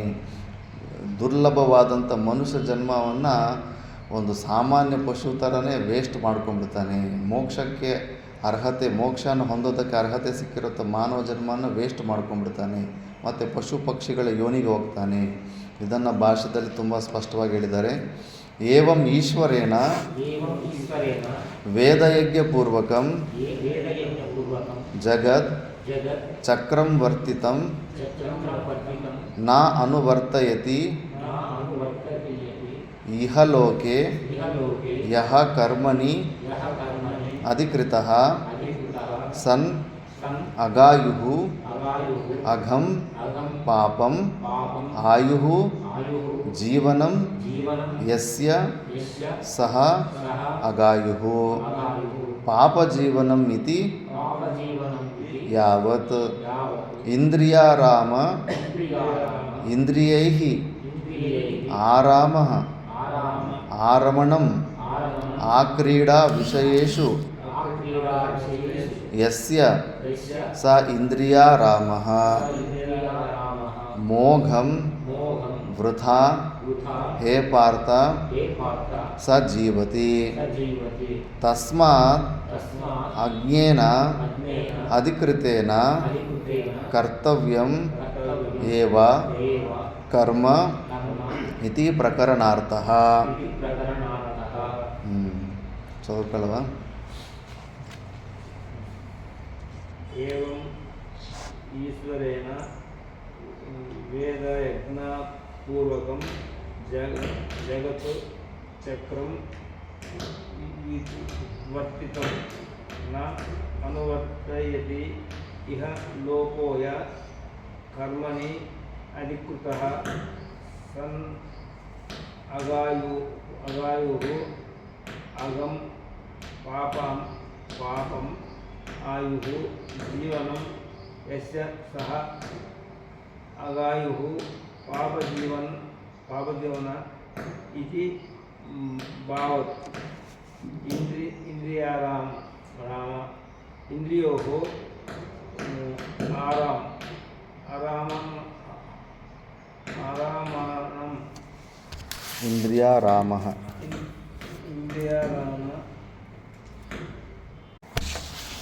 ಏವಂ ಈಶ್ವರೇಣ ಈಶ್ವರನಿಂದ ವೇದಯಜ್ಞಪೂರ್ವಕಂ ಜಗಚ್ಚಕ್ರಂ ವರ್ತಿತಂ.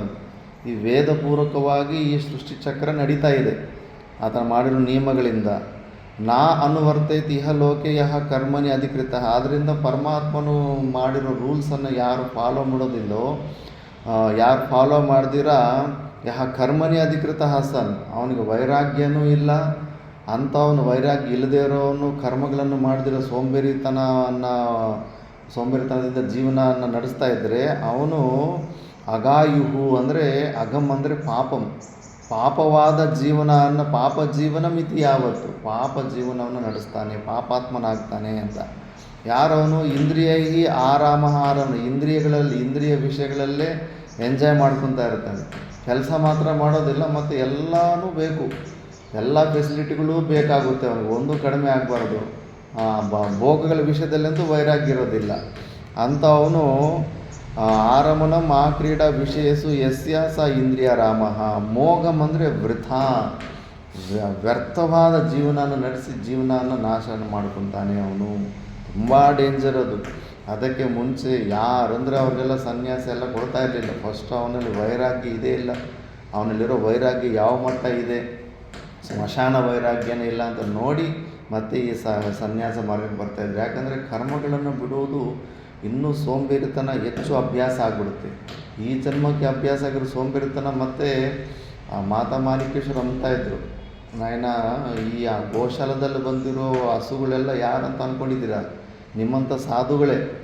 ಮನೆ ಮಠ ಬಿಟ್ಟು ಬಂದು ಆಶ್ರಮಕ್ಕೆ ಸೇರಿಕೊಂಡು ಸರಿಯಾದ ಸಾಧನೆ ಮಾಡಿದಿರ ಸಾಕಪ್ಪ, ಏನು ಬೇಡ, ಆರಾಮಾಗಿ ತಿನ್ಕೊಂಡು ಮಳ್ಕೊಂಡಿದ್ರೆ ಸಾಕು, ಯಾರು ಏನು ಹಾನಿ ಮಾಡೋದು ಬೇಡ ಅಂತ ಆ ಥರ ಅಂದ್ಕೊಂಡಿದ್ದವೇ ಇವು.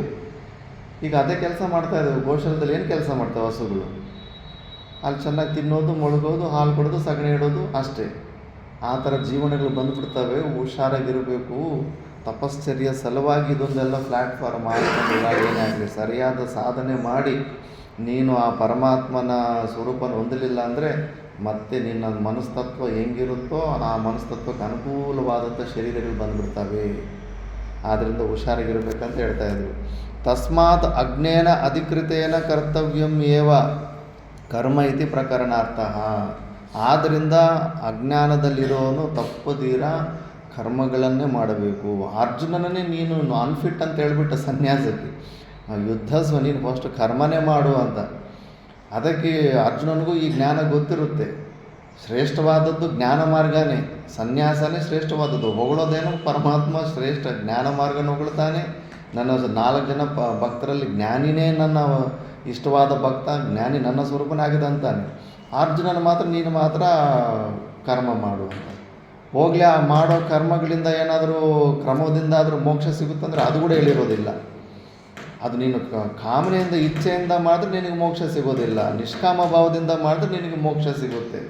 ಆದ್ದರಿಂದ ಅರ್ಜುನನಿಗೆ ಟೆನ್ಷನ್ ಆಗಿಬಿಟ್ಟು ಮೊದಲನೇ ಶ್ಲೋಕದಲ್ಲಿ 3ನೇ ಅಧ್ಯಾಯದಲ್ಲಿ ಜಾಯಸಿ ಚೇತ್ ಕರ್ಮನಸ್ತೆ ಮಥಾ ಬುದ್ಧಿರ್ಜನಾದರ ತತ್ಕಿಂ ಗೋರ್ಯ ಕರ್ಮನಿ ಮಾಂ ನಿಯೋಜಯಿಸಿ ಅಂತ. ನೀನು ಜ್ಞಾನ ಮಾರ್ಗನೇ ಶ್ರೇಷ್ಠ, ಸನ್ಯಾಸ ಮಾರ್ಗ ಶ್ರೇಷ್ಠ ಅಂತ ನೀನು ಅಭಿಪ್ರಾಯವಾದರೆ ಈ ಘೋರವಾದ ಕರ್ಮದಲ್ಲಿ ನನ್ನನ್ನು ನೀನು ಬಳಸ್ತಾ ಇದೆಯಾ ಅಂತ ಸ್ಟಾರ್ಟಿಂಗ್ ಪ್ರಶ್ನೆ ಅದು ಕೇಳ್ತಾನೆ. ಯಾಕಂದರೆ ಯು ಆರ್ ಅನ್ಫಿಟ್ ಫಾರ್ ಸನ್ಯಾಸ. ನೀನು ಸನ್ಯಾಸಕ್ಕೆ ಜ್ಞಾನ ಮಾರ್ಗಕ್ಕೆ ಫಿಟ್ ಇಲ್ಲ ಅಂತ ಅರ್ಜುನನ್ನೇ ತೆಗೆದು ಬಿಸಾಕಿದ್ದಾನೆ. ಅರ್ಜುನನು ಎಂಥ ಏಕಾಗ್ರಚಿತ್ತ ಇರೋನು, ಎಂಥ ಏಕಾಗ್ರತೆ ಇರೋನು, ಅವನ ಲಕ್ಷಣಗಳು ಹೊಗಳ್ತಾ ಇದ್ರೇ ಗೊತ್ತಾಗ್ಬಿಡುತ್ತೆ. ಅವನೇ ಇದಕ್ಕೆ ಅಧಿಕಾರ ಇಲ್ಲ ಅಂದರೆ ನಾವು 4-5 ಪುಸ್ತಕ ಓದ್ಬಿಟ್ಟು ಎಲ್ಲರೂ ಜ್ಞಾನಕ್ಕೆ ಅಧಿಕಾರ ಅಂದ್ಕೊಂಡು ಭ್ರಾಂತಿಯಲ್ಲಿ ಜೀವನ ನಡೆಸ್ತಾ ಇದ್ದಾರೆ.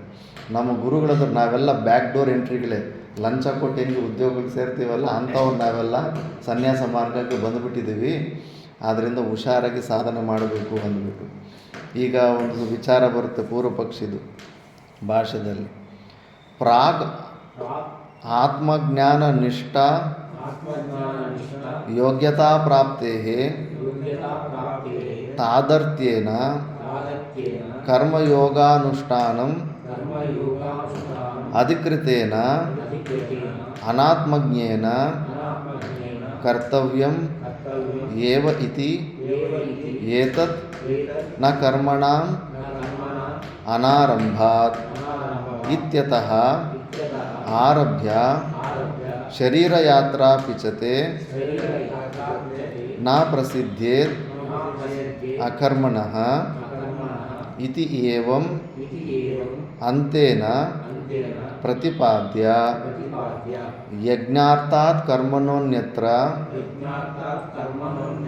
ಇತ್ಯಾದಿನ ಮೋಘಂ ಪಾರ್ಥಸ ಜೀವತಿ ಇತಿ ಏವಂ ಅಂತೇನ ಅಪಿ ಗ್ರಂಥೇನ ಪ್ರಾಸಂಗಿಕಂ ಅಧಿಕೃತಸ್ಯ ಅನಾತ್ಮವಿದಃ ಕರ್ಮಾನುಷ್ಠಾನೆ ಬಹುಕಾರಣಂ ಉಕ್ತಂ ತದಕರಣೆ ಚ ದೋಷ ಸಂಕೀರ್ತನಂ ಕೃತಂ. ಇದನ್ನು ಪ್ರಾಗ್ ಆತ್ಮಜ್ಞಾನ ನಿಷ್ಠಾ ಯೋಗ್ಯತಾ ಪ್ರಾಪ್ತೆ ತಾದರ್ಥ್ಯೇನ ಕರ್ಮ ಯೋಗಾನುಷ್ಠಾನಂ ಅಧಿಕೃತೇನ ಅನಾತ್ಮಜ್ಞೇನ ಕರ್ತವ್ಯಂ ಏವ ಇತಿ ಏತತ್ ನ ಕರ್ಮಣಾಂ ಅನಾರಭ್ಯಾತ್ ಇತ್ಯತಃ ಆರಭ್ಯ ಶರೀರಯಾತ್ರಾ ಪಿಚತೆ ನ ಪ್ರಸಿದ್ಧ್ಯತೇತ ಕರ್ಮಣಃ ಇತಿ ಏವಂ ಅಂತೇನ ಪ್ರತಿಪಾದ್ಯ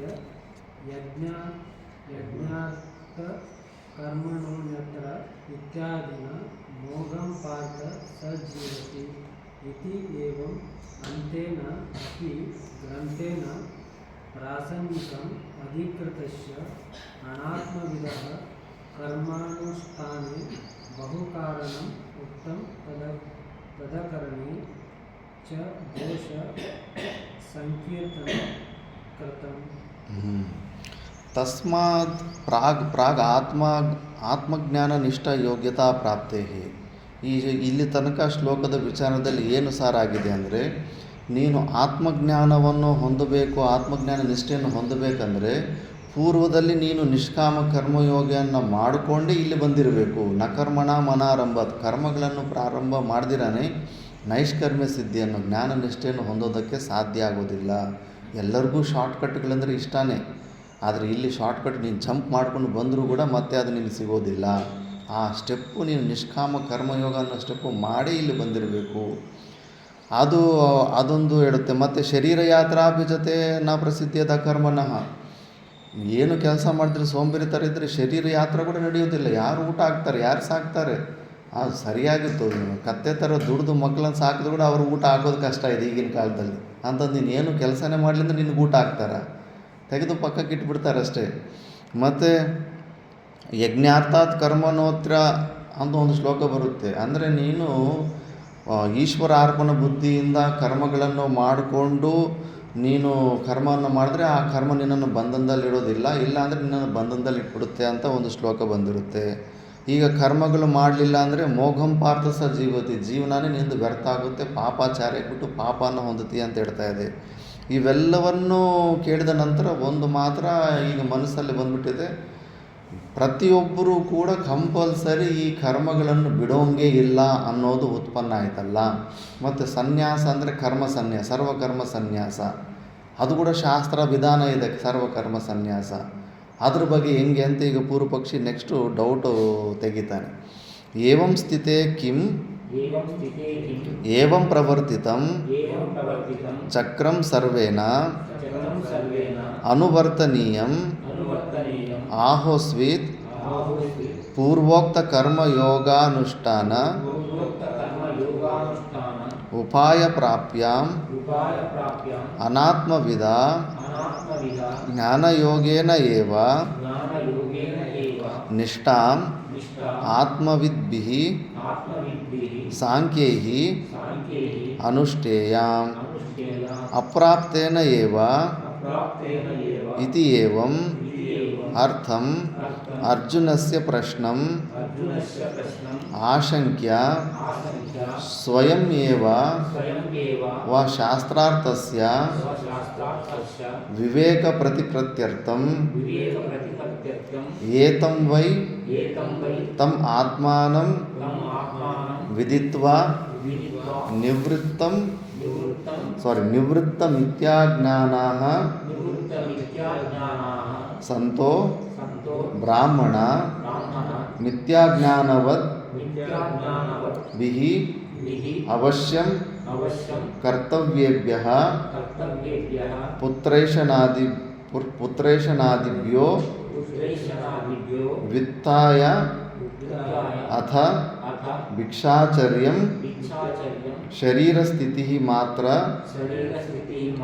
ಪ್ರಯುಕ್ತಂ ಚರಂತಿ ನ ತೇಷಾಂ ಆತ್ಮಜ್ಞಾನನಿಷ್ಠಾ ವ್ಯತಿರೇಕೇನ ಅನ್ಯತ್ ಕಾರ್ಯಮಸ್ತಿ ಇತಿ ಏವಂ ಶ್ರುತ್ಯರ್ಥಂ ಇಹ ಗೀತಾಶಾಸ್ತ್ರೇ ಪ್ರತಿಪಿಪಾದಯಿಷ್ಯಿತಂ